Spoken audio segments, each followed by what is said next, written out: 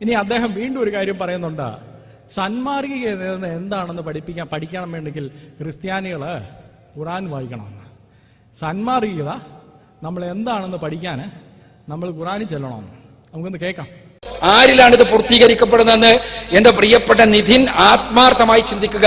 തർക്കിക്കാൻ വേണ്ടി അല്ലാതെ ചിന്തിക്കുക, ആത്മാർത്ഥമായി. ഒന്നാമത് പറഞ്ഞത് എന്താണ്? അവൻ വന്നാൽ നിങ്ങളെ ധർമ്മത്തെയും നീതിയെയും ന്യായവിധിയെയും കുറിച്ച് ബോധ്യപ്പെടുത്തും, ലോകത്തെ ബോധ്യപ്പെടുത്തും. ഒന്നാമത്തേത് ധർമ്മത്തെ, രണ്ടാമത്തേത് നീതിയെ, മൂന്നാമത്തേത് ന്യായവിധിയെ. ഞാൻ ചോദിക്കട്ടെ, ഈ മൂന്ന് വിഷയത്തിലും പരിശുദ്ധാത്മാവ് വഴി നടത്തുന്നവർ എന്ന് പറയുന്ന വ്യത്യസ്ത സഭകൾ തമ്മിൽ അഭിപ്രായ വ്യത്യാസമല്ലേ? പരിശുദ്ധാത്മാവ് എങ്ങനെയാ വഴി നടത്തിയെന്ന് നമുക്ക് മനസ്സിലാക്കാൻ എന്താ മാർഗം? സഭകൾ പറഞ്ഞു തരാനാണ് നമുക്ക് മനസ്സിലാക്കാൻ പറ്റൂ. കത്തോലിക്ക സഭ പറയുന്നു പേപ്പൽ ഇൻഫാലിബിലിറ്റി, പോപ്പിനെ വഴി നടത്തുന്നത് പരിശുദ്ധാത്മാവാ, പോപ്പ് പറയുന്നതാ ശരി. പെന്തക്കോസ്ത് സഭകൾ പറയുന്നു സഭകളിൽ വഴി നടത്തുന്ന പരിശുദ്ധാത്മാവ്, അതുകൊണ്ട് ഞങ്ങൾ പറയുന്നതാ ശരി. ഈ മൂന്ന് വിഷയത്തിലും സഭകൾ തമ്മിൽ അഭിപ്രായ വ്യത്യാസമുണ്ട്. ഒന്ന് ധർമ്മം, ഓരോ വിഷയത്തിലും ധർമ്മം എന്താണ് അധർമ്മം എന്താണ് വിഷയം അഭിപ്രായ വ്യത്യാസമല്ലേ? നിങ്ങൾ ആലോചിക്കുക, വിഗ്രഹാരാധന ബൈബിളിൽ പറയുന്ന ഏറ്റവും വലിയ അധർമ്മം, അത് ശരിയാണ് എന്ന്, വിഗ്രഹം വെക്കുന്നത് കൊണ്ട് കുഴപ്പമില്ല എന്ന്, വിഗ്രഹത്തെ ആരാധിക്കുന്നില്ല എന്ന് പറഞ്ഞുകൊണ്ട് ഇതിനെ ന്യായീകരിക്കുന്ന കത്തോലിക്കർ, വിഗ്രഹാരാധന വലിയ പാപമെന്ന് വിശ്വസിക്കുന്ന പെന്തക്കോസ്തുകാർ. ആരെയാണ് വഴി നടത്തുന്നത്? പരിശുദ്ധാത്മാവ്. ആരെയാ വഴി നടത്തുന്നത്? ഏതെങ്കിലും വിഷയത്തിൽ കൃത്യമായ അഭിപ്രായമുണ്ടോ? അതേസമയം നിങ്ങൾ നോക്കുക, പരിശുദ്ധ ഖുർആൻ, മുഹമ്മദ് നബിയുടെ ജീവിതം മുസ്ലിങ്ങൾക്കിടയിലേക്കല്ല പറഞ്ഞത്, മറിച്ച് അയാൾ വന്നാൽ വഴി നടത്തുന്ന പരിശുദ്ധ ഖുർആൻ പരിശോധിക്കുക. ഓരോ വിഷയത്തിലും കൃത്യമായ ഉത്തരം കിട്ടുമല്ലോ. ഏത് വിഷയത്തിൽ എന്താ ധർമ്മം എന്താ അധർമ്മം എന്നുള്ള വിഷയത്തിൽ കൃത്യമായ ഉത്തരം എവിടെ നിന്ന് കിട്ടും? ഖുർആനിൽ നിന്ന് കിട്ടും, പ്രവാചകന്റെ ജീവിതത്തിൽ നിന്ന് കിട്ടും. ഇവിടെ കുറെ കുട്ടികൾ റോട്ടിലിറങ്ങി ചുംബിച്ചുകൊണ്ട് ചുംബന സമരം നടത്തിക്കൊണ്ട് പ്രതിഷേധിക്കാൻ തീരുമാനിച്ചു. അത് ശരിയോ തെറ്റോ ചർച്ചയുണ്ടായി, തർക്കമുണ്ടായി. ഇവിടെ നമ്മളെ കൃത്യമായി വഴി നടത്തേണ്ട വേദഗ്രന്ഥങ്ങൾ എന്ത് പറയുന്നു ആ വിഷയത്തിൽ? അവിടെ കൃത്യമായ വഴി നടത്തുന്ന പരിശുദ്ധ ഖുർആന് കൃത്യമായി പറയാനുണ്ട്, ലാ തഖറബുസ് സിന ഇന്നഹു കാന ഫാഹിശതൻ വസാഅ സബീല. നിങ്ങൾ വ്യഭിചാരത്തോട് സമീപിക്കരുത്, അത് വളരെ ദൂഷ്യമായ പ്രവർത്തനമാകുന്നു. വ്യഭിചാരത്തോട് സമീപിക്കരുത്. ഇനി നോക്കുക, മദ്യം ഇവിടെ വലിയ ചർച്ചയാണ് അല്ലേ? ധർമ്മം എന്താണ്? മദ്യം പറ്റുമോ പാടില്ലേ? ചിലർ പറയുന്നു പറ്റും, മറ്റു ചിലർ പാടില്ല. ബൈബിളിന്റെ അടിസ്ഥാനത്തിൽ തന്നെ ചിലർ പറയുന്നു പറ്റും പാടില്ല, എല്ലാം പറയുന്നു അല്ലേ? പക്ഷേ ബൈബിളിൽ തന്നെ മദ്യത്തിനെതിരെയുള്ള വചനങ്ങളില്ല, ഉണ്ട്. കൊരിന്തോസുകാർക്ക് എഴുതിയ ലേഖനം, 1-ാം ലേഖനം 6-ാം അധ്യായത്തിലെ 10-ാമത്തെ വചനം, മദ്യപാനി സ്വർഗരാജ്യം അവകാശമാക്കില്ല. ഈ വചനം പറയുമ്പോ കത്തോലിക്കൻ എടുക്കുന്നു യേശു ക്രിസ്തു എന്നെ മദ്യം ഉണ്ടാക്കി, മദ്യം കൊടുത്തിട്ട് കുറച്ച് മത്തെല്ലാം പിടിച്ചു, കുഴപ്പമൊന്നുമില്ല. യോഹന്നാന്റെ സുവിശേഷം 2-ാം അധ്യായത്തിൽ 1 മുതൽ 11 വരെയുള്ള വചനങ്ങളിൽ കാനായിലെ കല്യാണ വിരുന്നിൽ വെച്ച് യേശു ക്രിസ്തു പച്ചവെള്ളം മദ്യമാക്കി മാറ്റി ആളുകൾക്ക് കൊടുത്തു, അവർക്ക് ലഹരി ബാധിച്ചു. ബൈബിളിലുള്ളത്. ഇവിടെ മദ്യം ശരിയോ തെറ്റോ നിങ്ങൾക്ക് കൃത്യമായി വഴി നടത്തുന്നത് പരിശുദ്ധ ഖുർആനിലേക്ക് പോണ്ടി വരും. ഖുർആൻ 5-ാമത്തെ അധ്യായം സൂറത്തുൽ മാഇദ 90-ാമത്തെ വചനം, ഇന്നമൽ ഖംറു വൽ മൈസിറു വൽ അൻസാബു വൽ അസ്ലാമു റിജ്സും മിൻ അമലി ശൈത്താൻ ഫജ്തനിബുഹു ലഅല്ലക്കും തുഫ്ലിഹൂൻ.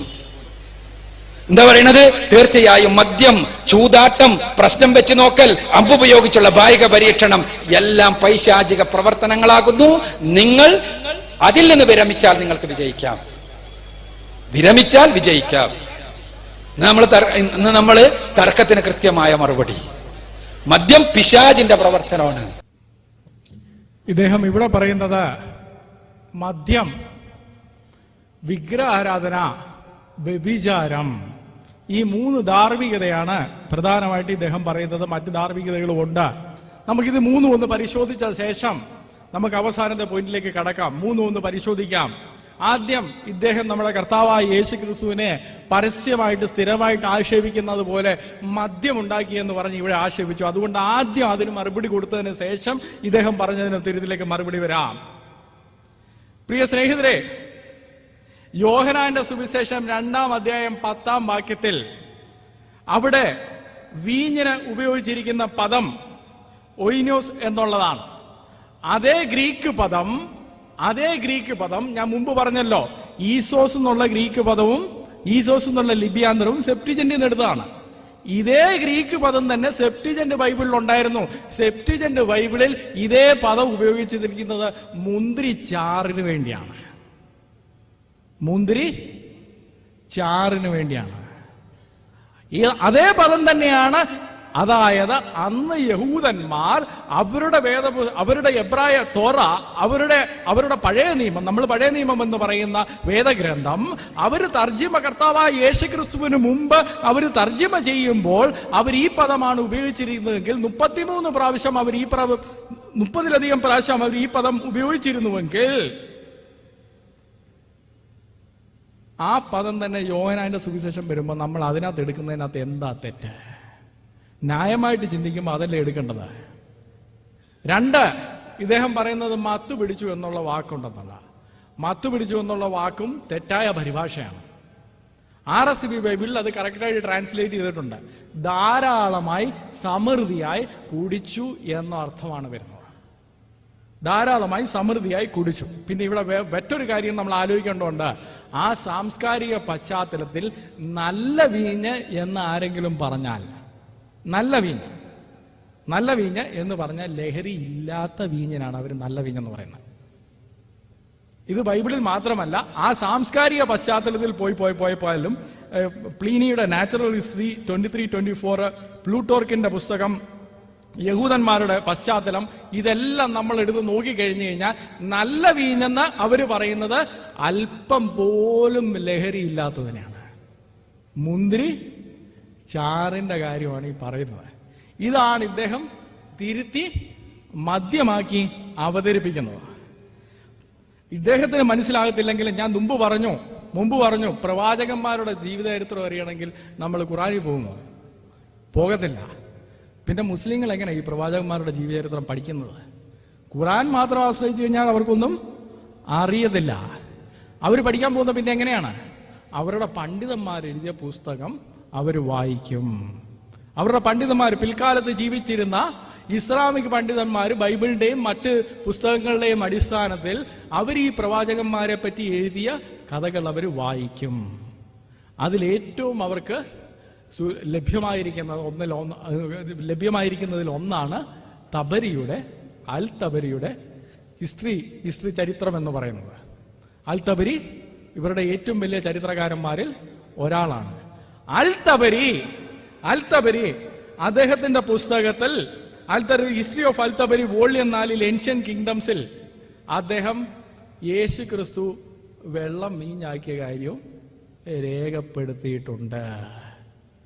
എന്ന് പറഞ്ഞാൽ ഇസ്ലാമിക് ഖുറാൻ വിട്ട് നിങ്ങൾ പ്രവാചകന്മാരെ പറ്റി പണ്ഡിതന്മാരെ ആശ്രയിച്ചു കഴിഞ്ഞാൽ എന്തു പറ്റും? ഞങ്ങൾ പറയുന്നിടത്ത് എത്തേണ്ട വരും. അതിലും ഭേദം ഈ ബൈബിൾ നേരിട്ടങ്ങ് വായിക്കുന്നതാണ്. പ്രിയ സ്നേഹിതരെ, ഖുറാൻ എങ്ങനെയാണ് പഠിപ്പിക്കുന്നത്? ഖുറാൻ ഇന്ന് തന്നിരിക്കുന്ന ക്രമം അനുസരിച്ച് വായിച്ചു നോക്കുകയാണെങ്കിൽ ഇന്ന് മദ്യം കുടിക്കാമെന്ന് തന്നെയാണ് നമ്മൾ ചിന്തിക്കേണ്ടത്. ഇന്ന് നമുക്ക് ലഭിച്ചിരിക്കുന്ന ക്രമത്തിൽ. അത് ഞാൻ എങ്ങനെയാണ് ഇവർ മദ്യം അല്ലെന്ന് കുടിക്കാൻ പറ്റത്തില്ലെന്ന് ഞാൻ പിന്നീട് പറയാവുന്നതാണ്.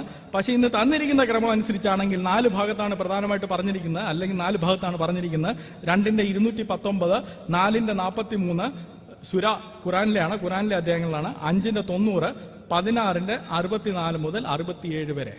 അപ്പൊ നമ്മൾ ആദ്യം വായിച്ചു തുടങ്ങുമ്പോൾ ഏതാ തുടങ്ങുന്നത്? 2 തുടങ്ങും അല്ലേ? ഏറ്റവും അവസാനം പറഞ്ഞിരിക്കുന്നത് വായിക്കുന്ന ക്രമത്തിൽ വായിക്കുന്നുണ്ട് ഏത് വരും? 16 വരും. അപ്പൊ 16 എന്താ പറഞ്ഞിരിക്കുന്നത്? 16 പറഞ്ഞിരിക്കുന്നത് ഈന്തപ്പനകളുടെയും മുന്തിരിവള്ളികളുടെയും ഫലങ്ങളിൽ നിന്നും അതിൽ നിന്ന് ലഹരി പദാർത്ഥവും ഉത്തമമായ ആഹാരങ്ങളും നിങ്ങൾക്കുണ്ടാകുന്നു. അള്ളാഹു പറയുന്ന അള്ളാഹുവിന്റെ പ്രൊവിഷൻസിൽ ഒന്നാണ് ഇത് എന്നാണ് 16 ഏറ്റവും അവസാനം നമ്മൾ ആ ഖുറാൻ തന്നിരിക്കുന്ന, ഇപ്പൊ നമ്മളിലോട്ട് തന്നിരിക്കുന്ന ക്രമത്തിൽ വായിച്ചാല് മനസ്സിലാകുന്നത്. നിഷേധിച്ചിരിക്കുന്നത് എവിടാ? നിഷേധിച്ചിരിക്കുന്നത് 5:90. 5:90 കഴിഞ്ഞിട്ടല്ലേ 16 വരുന്നത്. അപ്പൊ എന്താ ഈ സംഭവിച്ചത്? എന്താ സംഭവിച്ചതെന്ന് ചോദിക്കുമ്പോൾ ഇവർ പറയും ഇത് ഘട്ടം ഘട്ടമായിട്ട് ക്രമമായിട്ട് അള്ളാഹു മദ്യത്തെ അഥവാ ഇവരുടെ മദ്യത്തെ നിശ്ചിതമാക്കിയതാണ്. ആദ്യമേ കുറച്ചു കാലം ഇത് കുഴപ്പമില്ല എന്ന് പറഞ്ഞു. പിന്നീട് 2:219 അതിൽ ഗുരുതരമായ പാപങ്ങളും ചില പ്രയോജനങ്ങളും ഉണ്ട്, എന്നാൽ പാപങ്ങളാണ് അധികം കൂടുതലെന്ന് പറഞ്ഞു. 4:43 പറയുന്നത്, ലഹരി ബാധിച്ചവരായിക്കൊണ്ട് നിങ്ങൾ നമസ്കാരത്തെ സമീപിക്കരുത്. ലഹരി ബാധിച്ചവരായിക്കൊണ്ട് നിങ്ങൾ നമസ്കാരത്തെ സമീപിക്കരുത്. പിന്നെ എങ്ങനെയാണ് സമീപിക്കേണ്ടത്? നിങ്ങൾ പറയുന്നത് എന്തെന്ന് നിങ്ങൾക്ക് ബോധമുണ്ടാകുന്നത് വരെ. ബോധമുണ്ടായി കഴിഞ്ഞിട്ട് നമസ്കരിക്കാനായിട്ട് കുടിക്കാമോ? മദ്യപിക്കാമോ? ഘട്ടം ഘട്ടമായിട്ടാണ് എന്ന് നിങ്ങൾ പറയുന്നു. അത് നിങ്ങൾ ഖുറാന്റെ മനസ്സിലാക്കണം. ഖുറാൻ തന്നിരിക്കുന്ന ഇപ്പൊ ലഭിച്ചിരിക്കുന്ന ക്രമം മുഴുവൻ ക്രമം അങ്ങോട്ടും ഇങ്ങോട്ടും തെറ്റിക്കിടക്കുന്ന ക്രമമാണ്. ഈ ഖുറാൻ ഒരാൾ 1-ാം അധ്യായം മുതൽ എടുത്ത് വായിച്ചു നോക്കുകയാണെങ്കിൽ 16-ാം അധ്യായത്തിൽ വരുന്നുണ്ട് കേരള സർക്കാരിന്റെ മദ്യനയം ഇതിനെക്കാട്ടി നല്ലതാണ് എന്ന് പറയേണ്ട തോന്നും. കാരണം ഇന്ന് ഒന്ന് പറഞ്ഞിട്ട് നാളെ തിരുത്തി പറഞ്ഞ് പിന്നെ വേറെ 3-ാമത്തെ ദിവസം 3-ാമത് പറയുന്ന ഒരു രീതിയാണ് വരുന്നത്. ഇതെന്താണെന്നറിയാൻ പിന്നെയും പണ്ഡിതന്മാരെ ആശ്രയിക്കേണ്ടി വരും. ഇതിന്റെ യഥാർത്ഥ ക്രമം എന്താണെന്നറിയാൻ. ഇന്ന് അനുവദിച്ചിരിക്കുന്നു എന്നല്ല ഞാൻ പറഞ്ഞതാ. ഇന്ന് അവരുടെ അഭിപ്രായത്തിൽ ഖുറാൻ അവതരിപ്പിച്ചിരിക്കുന്ന ക്രമം അനുസരിച്ച് ഏറ്റവും അവസാനം വന്നിരിക്കുന്നത് നിഷേധിക്കുന്നത് കാര്യം തന്നെയാണ്. പക്ഷെ നമുക്ക് ലഭിച്ചിരിക്കുന്ന ക്രമം അനുസരിച്ച് വാക്കുകയാണെങ്കിൽ ഇതിൽ നിന്ന് ഒരാൾ, ഒരു അമുസ്ലിം ഖുറാൻ എടുത്തിച്ച് ബോധനം വായിക്കാൻ വേണ്ടി ഖുറാൻ വായിക്കുകയാണ്. ഇതിൽ നിന്ന് എന്തെങ്കിലും ബോധനം കിട്ടുമോ? പല പണ്ഡിതന്മാരെ കൂടെ ആശ്രയിച്ചാലേ ഇതിൽ നിന്ന് എന്തെങ്കിലും അർത്ഥം കിട്ടുകയുള്ളൂ. എന്നാ ബൈബിൾ ഏതൊരാൾക്കും നിങ്ങൾ എടുത്തു കൊടുത്തോ, ഈ വിശുദ്ധ പുസ്തകം ഏതൊരു മനുഷ്യന്റെയും കയ്യിൽ എടുത്തു കൊടുത്തോ, ഇതിനകത്ത് ഒരു ബോധനമേ ഉള്ളൂ: മദ്യപാനി സ്വർഗരാജ്യം അവകാശമാക്കുകയില്ല. രണ്ടാമത് വിഗ്രഹ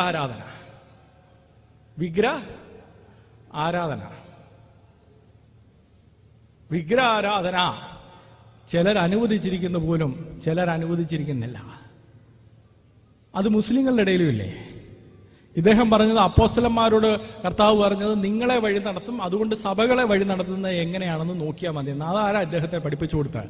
അപ്പോസ്തലന്മാര് നമുക്ക് പറഞ്ഞു തന്നത്, ഞങ്ങൾ എഴുതിയിരിക്കുന്നതിനപ്പുറം പോകാൻ പാടില്ല. 1 കൊരിന്ത്യയിൽ അപ്പോസ്തലനായ പൗലോസ് നമ്മൾ പറഞ്ഞിരിക്കുന്നത്, എഴുതിയിരിക്കുന്നതിനപ്പുറം പോകാനായിട്ട് പാടില്ല. പരിശുദ്ധാത്മാവ് ശിഷ്യന്മാരെ നടത്തിയിട്ട് ആ ശിഷ്യന്മാര് നമ്മളോട് പറഞ്ഞത്, എഴുതിയിരിക്കുന്ന വചനത്തിനപ്പുറം പോകാനായിട്ട് പാടില്ല. ഈ എഴുതിയിരിക്കുന്ന വചനത്തിനപ്പുറം എഴുതിയിരിക്കുന്ന വചനത്തിനുള്ളിൽ നിന്നുകൊണ്ട് ആർക്കെങ്കിലും വിഗ്രഹാരാധന ശരിയാണെന്ന് പറയാൻ ഒക്കുമോ? ഈ എഴുതിയിരിക്കുന്ന വചനത്തിനുള്ളിൽ നിന്ന് ആ സഭ ഈ പറയുന്നു, ഈ സഭ ഇത് പറയുന്നു എന്നുള്ളത് ന്യായമല്ല. അതേ ന്യായവാദങ്ങൾ ഞങ്ങൾക്ക് തിരിച്ചു ഉന്നയിക്കാം. നിങ്ങളുടെ ഇടയിലും ശവകുടീരങ്ങളിൽ പോയി പ്രാർത്ഥിക്കുന്നവരും വിശുദ്ധന്മാരോട് പ്രാർത്ഥിക്കുന്നവരും KNM മുജാഹിദിനുകൾ അത് ചെയ്യുന്നില്ലായിരിക്കാം, പക്ഷെ അത് ചെയ്യുന്നവരുണ്ട്. വിഗ്രഹാരാധനയെ ഖുർആൻ അംഗീകരിക്കുന്നുവോ? ഞെട്ടിപ്പിക്കുന്ന സത്യമാണിത്. ഞെട്ടിപ്പിക്കുന്ന സത്യമാണ്. ലോകത്തിൽ ഏതെങ്കിലും ഒരു മതം വിഗ്രഹാരാധന നിർബന്ധിതമാക്കിയിട്ടുണ്ടെങ്കിൽ, ഞാൻ ആവർത്തിക്കുന്നു, അത് ഹിന്ദുമതമല്ല. ഹിന്ദുമതത്തിൽ വിഗ്രഹാരാധന നിർബന്ധമല്ല. ലോകത്തിൽ ഏതെങ്കിലും ഒരു മതം വിഗ്രഹാരാധന നിർബന്ധമാക്കിയിരിക്കുന്നുവെങ്കിൽ അത് ഇസ്ലാമാണ്, അത് ഖുർആനാണ്. എങ്ങനെയാണ് നമ്മളിത് പറയുന്നത്? ആദ്യമേ ബൈബിൾ വിഗ്രഹാരാധനയെ പറ്റി പഠിപ്പിക്കുന്ന പഠിപ്പീരൊന്ന് ഓർക്കണം. ലേവ്യ പുസ്തകം 26-ാം അധ്യായം അതിന്റെ 1-ാം വാക്യത്തിൽ പറയുന്നത്, വിഗ്രഹങ്ങളെ ഉണ്ടാക്കരുത്, ബിംബമോ സ്തംഭമോ നാട്ടരുത്, രൂപം കൊത്തിയ യാതൊരു കല്ലും നമസ്കരിക്കരുത്. രൂപം കൊത്തിയ യാതൊരു കല്ലും നമസ്കരിക്കരുത് എന്ന് മാത്രമല്ല, നിങ്ങൾ ഒന്നുകൂടെ ഒന്ന് ആലോചിക്കണം. അത് കഴിഞ്ഞിട്ട് ദൈവം ആവർത്തന പുസ്തകം 12-ാം അധ്യായം അതിന്റെ 30 മുതൽ 31 വരെയുള്ള വാക്യങ്ങളിൽ പറയുന്നത്, ജാതികൾ ആചരിക്കുന്ന രീതിയിൽ നിങ്ങൾ എന്നെ, റിച്വൽസ് ആൻഡ് റൈറ്റ്സ്, ഇത് ഓർത്തിരുന്നോണം. കല്ലിനെ നമസ്കരിക്കരുത്. ജാതികൾ ചെയ്യുന്ന ക്രമത്തിൽ നിങ്ങൾ ക്രമം കൊണ്ടുവരരുത്. അത് വിഗ്രഹാരാധനയായിട്ട് തന്നെയാണ് സ്വീകരിച്ചിരിക്കുന്നത്. അത് വിഗ്രഹാരാധനയായിട്ട് തന്നെയാണ് സ്വീകരിക്കുന്നത്. അഥവാ ഒരുവൻ കല്ലിനെ നമസ്കരിക്കുകയോ ആ ക്രമം തുടരുകയോ ചെയ്തു കഴിഞ്ഞാൽ അവൻ വിഗ്രഹാരാധിയാണ് ബൈബിളിന്റെ പ്രവാചകന്മാരുടെ പഠിപ്പിക്കലിന്റെ അടിസ്ഥാനത്തിൽ.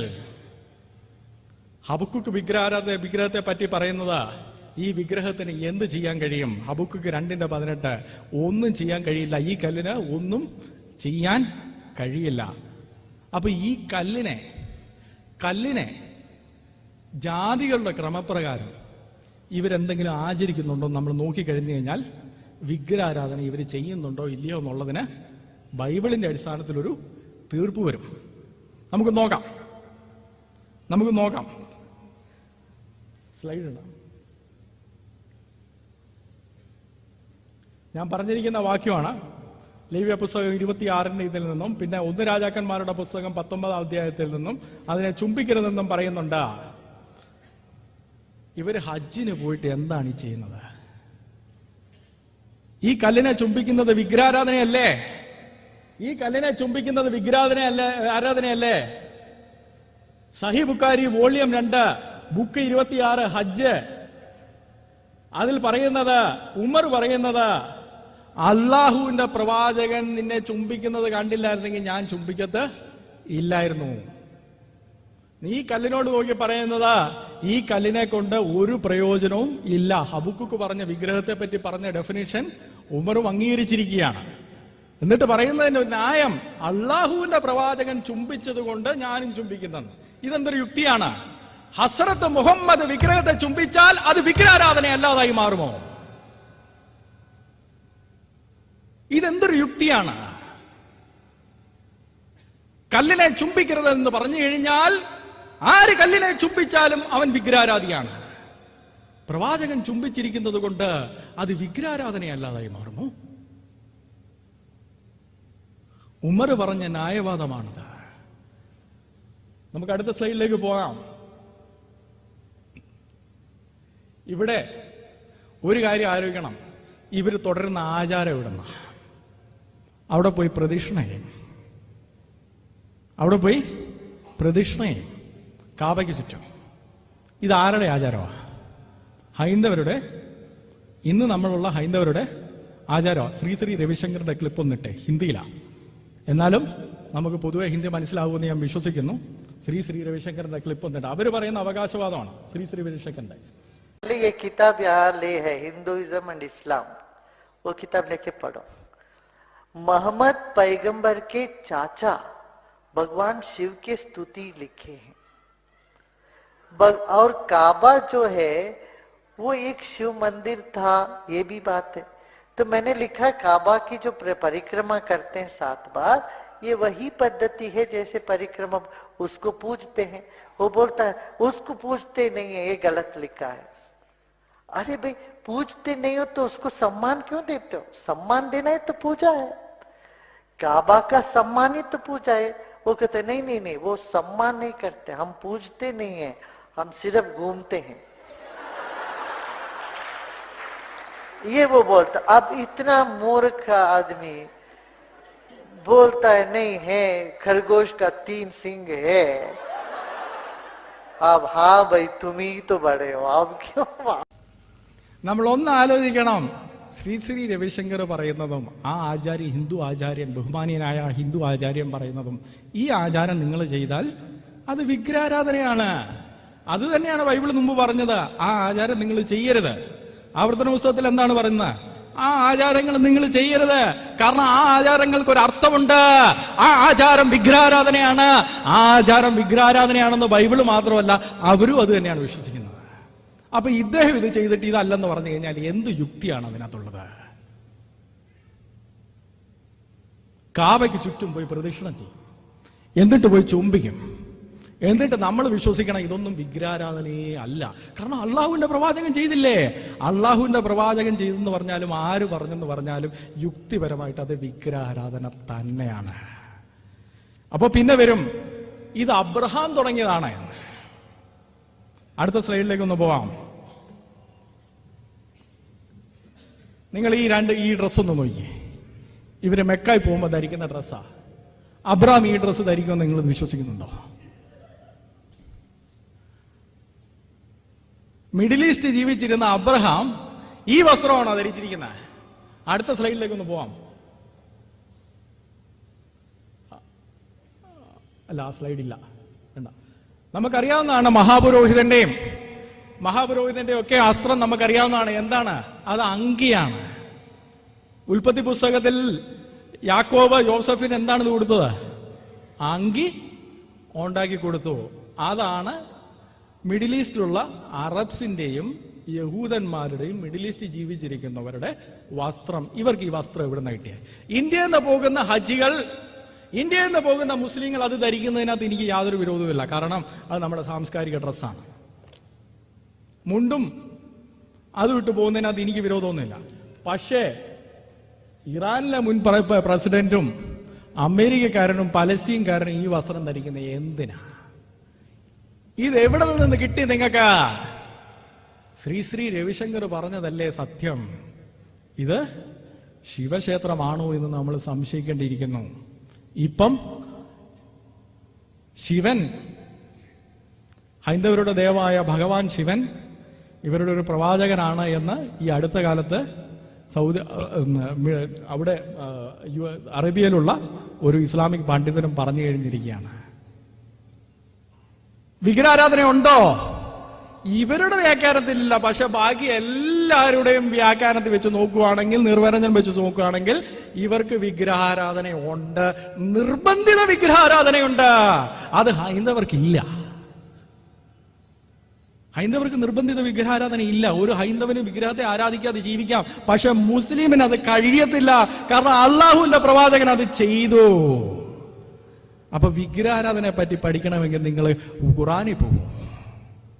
വിഗ്രഹാരാധനയെ പറ്റി പഠിക്കണമെങ്കിൽ ഏക പുസ്തകം വേദപുസ്തകം.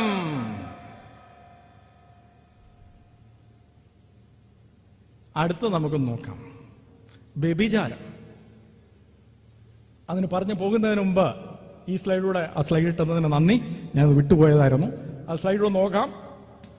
കാബ അബ്രഹാം പണിതായിരുന്നെങ്കിൽ, കാബ അബ്രഹാം പണിതാണെങ്കിൽ Sahih Bukhari volume 4 book 55 prophets hadith number 635 അതിനകത്ത് പറയുന്നത് യെരുശലേം ദേവാലയവും കാബയും പണിത്. ആദ്യം അബ്രഹാം കാബ പണിതു, സോളമൻ യെരുശലേം ദേവാലയം പണിതു. ഇതിന് രണ്ടിനും തമ്മിലുള്ള വ്യത്യാസം എത്ര വർഷമാണ്? 40 വർഷം. അബ്രഹാമും ശലോമോനും പണിതതും തമ്മിൽ 40 വർഷത്തെ വ്യത്യാസമുണ്ട്. അബ്രഹാം തുടങ്ങി ശലോമോൻ വരെ 15 തലമുറകളുണ്ടെന്നേ. അബ്രഹാം മുതല് ശലോമോൻ വരെ 15 തലമുറകളുണ്ട്. 40 വർഷത്തെ വ്യത്യാസമുള്ള ഇത് അബ്രഹാം പണിതാണെങ്കിൽ എന്ത് ചരിത്രബദ്ധമാണ് ഈ പറയുന്നത്? അപ്പൊ പിന്നെ അടുത്ത ന്യായവാദവും അത് പുതുക്കിപ്പണിതാണ്. അങ്ങനെ അല്ലല്ലോ പറഞ്ഞിരിക്കുന്നത്. പുതുക്കിപ്പണിതൊന്നും അല്ലല്ലോ പറഞ്ഞിരിക്കുന്നത്. കാബ അബ്രഹാം പണിതാണെങ്കിൽ Sahih Bukhari volume 1 book 3 knowledge 128 വളരെ രഹസ്യമായിട്ട് ഹസ്രത്ത് മുഹമ്മദ് തന്റെ പ്രിയ ഭാര്യ ഐഷയോട് പല കാര്യങ്ങൾ പറയാറുണ്ടായിരുന്നു. അദ്ദേഹത്തിന്റെ ആ പത്നി വളരെ രഹസ്യമായിട്ട് പറഞ്ഞു കൊടുത്തൊരു ഹദീസാണ്. അതിപ്പം പരസ്യമായി ബുഖാരിയിലുണ്ട്. അതിനകത്ത് അദ്ദേഹം പറയുന്നത്,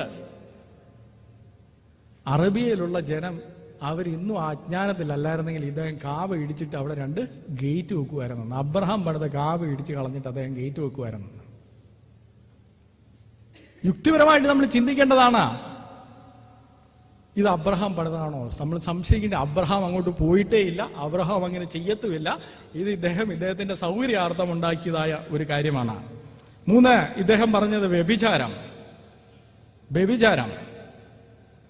വ്യഭിചാരത്തെ പറ്റി ബൈബിൾ എന്ത് കൃത്യമായിട്ടാണ് പഠിപ്പിക്കുന്നതെന്നറിയാമോ? ഈ നാട്ടിൽ പഠിപ്പിക്കാൻ കഴിയുണ്ടെങ്കിൽ അത് കർത്താവായ യേശു ക്രിസ്തുവിന്റെ വചനങ്ങളാണ്. മത്തായി സുവിശേഷം 5:27 മുതൽ 30 വരെയുള്ള വാക്യങ്ങൾ. വ്യഭിചാരം ചെയ്യരുത് എന്ന് അരുളി ചെയ്തത് നിങ്ങൾ കേട്ടിട്ടുണ്ടല്ലോ. ഞാനോ നിങ്ങളോട് പറയുന്നത്, സ്ത്രീയെ മോഹിക്കേണ്ടതിന് അവളെ നോക്കുന്നവനെല്ലാം ഹൃദയം കൊണ്ട് വ്യഭിചാരം ചെയ്തു പോയി. നമ്മുടെ ഇന്ത്യയിലെ ബഹുമാനപ്പെട്ട ശ്രീ നരേന്ദ്രമോദി, പ്രധാനമന്ത്രിയായിരിക്കുന്ന ശ്രീ നരേന്ദ്രമോദി ഓഗസ്റ്റ് 15 പറഞ്ഞു, അമ്മമാരോട് പറഞ്ഞു, മാതാപിതാക്കളോട് പറഞ്ഞു, നിങ്ങളുടെ പെമ്മക്കളെ പറയുന്നതിന് പകരം നിങ്ങളുടെ ആമക്കളെയും കൂടെ നോക്കണമെന്ന് പറഞ്ഞു. അതിനു മുമ്പ് എന്ത് ശക്തമായിട്ട് കർത്താവ് പറഞ്ഞു, സ്ത്രീകളുടെ മേലല്ല കുറ്റം കൊണ്ട് ചുമത്തി, ആരുടെ മേലാ? നിന്റെ കണ്ണ് കുഴപ്പമാണ്. നിന്റെ ഹൃദയത്തിൽ കുഴപ്പമുണ്ടെങ്കിൽ നിന്റെ പുരുഷന്റെ കണ്ണിന്റെ പ്രശ്നമാണ്. സ്ത്രീ മോഡസ്റ്റായിട്ട് ഡ്രസ്സ് ധരിക്കണമെന്ന്, മാന്യമായിട്ട് ഡ്രസ്സ് ധരിക്കണമെന്ന് പഠിപ്പിച്ചിട്ടുണ്ട്. പക്ഷേ വ്യഭിചാരം ചെയ്യുന്നത് പുരുഷന്റെ ഹൃദയത്തിലും അവനുണ്ട്. അതിനു പകരം സ്ത്രീയെ മൂടുക എന്നുള്ളതല്ല, നിന്റെ കണ്ണങ്ങ് എടുത്തു കളഞ്ഞാൽ മതി. അതിനും നല്ലത്. എന്ത് കൃത്യമായിട്ടാണ് പഠിപ്പിച്ചിരിക്കുന്നത്. ഈ ധാർമ്മികതയല്ലേ പഠിപ്പിക്കേണ്ടത്? ഈ ധാർമ്മികതയല്ലേ നമ്മൾ പഠിപ്പിക്കേണ്ടത്? ഈ ധാർമ്മികതയല്ലേ നമ്മുടെ യുവാക്കന്മാരെ പഠിപ്പിക്കേണ്ടത്? നമ്മുടെ ഓരോ യുവാക്കന്മാരെയും വിളിച്ചു പറയേണ്ടത്, നിങ്ങൾ സ്ത്രീകളോട് എങ്ങനെ പെരുമാറണം. തിമോത്തിയോസിന്റെ ലേഖനത്തിലേക്ക് വാ. അവിടെ പൗലോസ് പറഞ്ഞു കൊടുക്കുന്നുണ്ട്, മൂത്ത സഹോദരിമാരെ അമ്മയെ പോലെയും ഇളയ സ്ത്രീകളെ സഹോദരിമാരെ പോലെയും കരുതണം. അങ്ങനെയാണ് നിങ്ങൾ യുവാക്കന്മാരെ ട്രീറ്റ് ചെയ്യേണ്ടത്. അല്ലാതെ ഈ ദുഷിച്ച കണ്ണും വെച്ചോണ്ടല്ല അവരെ നോക്കേണ്ടത്. സ്ത്രീകളുടെ മേൽ പഴിയാരി രക്ഷപ്പെടാൻ ശ്രമിക്കരുത്. എന്ത് കൃത്യമായ പഠിപ്പിക്കലാണ്, എന്ത് കൃത്യമായ പഠിപ്പിക്കൽ. ഇതിൽ നിന്ന് വല്ല പ്രവാചകനും തെറ്റിയിട്ടുണ്ടെങ്കിൽ, വല്ല ഭക്തന്മാരും തെറ്റിയിട്ടുണ്ടെങ്കിൽ ആ തെറ്റിയ കാര്യവും രേഖപ്പെടുത്തിയിട്ടുണ്ട്. അത് തെറ്റാണെന്നും ബൈബിളിൽ പിന്നീട് പറഞ്ഞിട്ടുണ്ട്. ലോത്തിന്റെ കാര്യം എടുത്ത് നോക്കിക്കോളൂ. നീതിമാനായ ലോത്ത് എങ്ങനെ അലഞ്ഞുപോയി, അവൻ എങ്ങനെ നശിച്ചുപോയി, എന്തുകൊണ്ട് പറ്റി? അവന്റെ കണ്ണ് ശരിയല്ലായിരുന്നു. അബ്രഹാമിനോട് താമസിക്കുന്നതിന് പകരം ഈ ലോകത്തിലെ ഇതനുസരിച്ച് അവൻ പോയി. ദാവീദ് തെറ്റ് ചെയ്തപ്പോൾ അത് തെറ്റാണെന്ന് ബൈബിള് പറഞ്ഞു. അല്ലാതെ ബൈബിള് തെറ്റ് മറച്ചു വെച്ചില്ല. അത് പറയുകയും അത് തെറ്റാണെന്ന് പറയുകയും ചെയ്തു. ഇത് നിമിത്തം യഹോവയുടെ നാമം ദൂഷിക്കപ്പെടുമെന്നും അവിടെ എഴുതി വെച്ചു. ഇനി ഖുർആൻ എന്താണ് പഠിപ്പിക്കുന്നത്? ഹദീസുകൾ എന്താണ് പഠിപ്പിക്കുന്നത്? പ്രിയ സ്നേഹിതരെ, ഇത് പറയുമ്പോൾ ഞാൻ ആരുടെയും വികാരം വ്രണപ്പെടുത്താൻ വേണ്ടി പറയുകയല്ല. പക്ഷെ ഇതെന്റെ മുസ്ലിം സഹോദരന്മാർ ചിന്തിക്കണം. ഇങ്ങനെ പഠിപ്പിക്കലുള്ള ഒരു പുസ്തകമാണോ ദൈവത്തിന്റെ പുസ്തകം? ഇങ്ങനെ പഠിപ്പിച്ച ഒരു പ്രവാചകന്റെ ചര്യയാണോ ദൈവത്തിന്റെ ചര്യ, ദൈവം കൊടുത്ത ചര്യ? താൽക്കാലിക വിവാഹം എന്ന് പറഞ്ഞ, ഇന്ന് അവരത് ആചരിക്കുന്നില്ല, സുന്നി മുസ്ലിംസ് അത് ആചരിക്കുന്നില്ല. പക്ഷെ താൽക്കാലിക വിവാഹം എന്ന് പറഞ്ഞൊരു വിവാഹം ഉണ്ടായിരുന്നു. സഹീഹ് ബുഖാരി വോള്യം 7 ബുക്ക് 62 നിക്ക അഥവാ മാരേജ് എന്ന് പറയുന്ന പുസ്തകമാണ്. അതിന്റെ 13-ാം ഹദീസ്.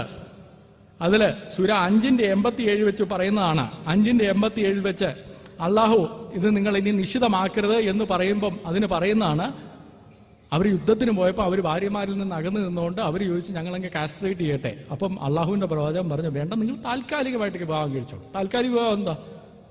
2 ദിവസത്തേന് നമ്മളൊരു സ്ത്രീയെ വിവാഹം കഴിക്കുന്നു. 2 ദിവസം കഴിയുമ്പോൾ അത് ഓട്ടോമാറ്റിക്കലി ഡൈവേഴ്സ് ഡേ.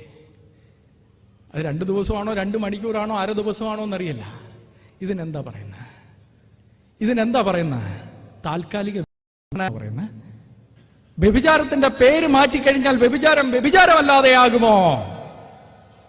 വിഗ്രഹാരാധനയുടെ പേര് മാറ്റിയാൽ വിഗ്രഹാരാധനയല്ലാതാകുമോ? എന്താണ് നിങ്ങൾ ഈ പറയുന്നത്? ഇതെങ്ങനെ ദൈവം തന്ന ധാർമ്മികതയാകും? അപ്പൊ ചിലർ പറയുന്നുണ്ട് അത് പിന്നീട് നിർത്തിയെന്ന്. അത് നിർത്തിയോ ഇല്ലയോ എന്ന് നമുക്ക് നോക്കാം. പക്ഷെ നിർത്തിയാൽ എന്താ? അത് ഒരു കാലത്ത് അനുവദിച്ചിരുന്നില്ലേ? ഇനി നിർത്തിയെന്ന് പറയുന്നത് തെറ്റാണ്.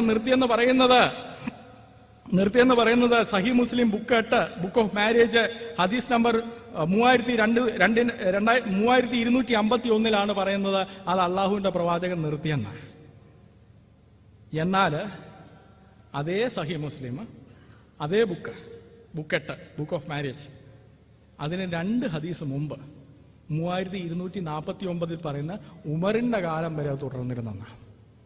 ഹസ്രത്ത് മുഹമ്മദും മരിച്ച് ഉമറാണ് ഇതൊക്കെ മാറ്റിയത്. എന്ന് മാത്രമല്ല ഇത് നിങ്ങൾ ചിന്തിക്കണം.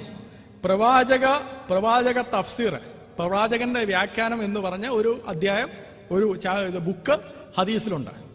പ്രവാചകന്റെ വ്യാഖ്യാനം, പ്രവാചകൻ ഖുറാനെ പറ്റി വ്യാഖ്യാനിച്ചിരിക്കുന്നതാണ്. സഹീഹ് ബുഖാരി വോള്യം 6 ബുക്ക് 60 തഫ്സീർ ഓഫ് മുഹമ്മദ് ഹദീസ് നമ്പർ 139. അതിനകത്ത് സൂര 5:87 പറയുന്നത് ഈ താൽക്കാലിക വിവാഹം അനുവദിച്ചിരുന്നു എന്നാ. ഇത് നിശ്ചിതമാക്കിയെങ്കിൽ ഹസ്രത്ത് മുഹമ്മദ് വ്യാഖ്യാനം നൽകുമ്പോൾ അതെന്താ പറയാൻ ഞാൻ നിശ്ചിതമാക്കിയെന്ന്?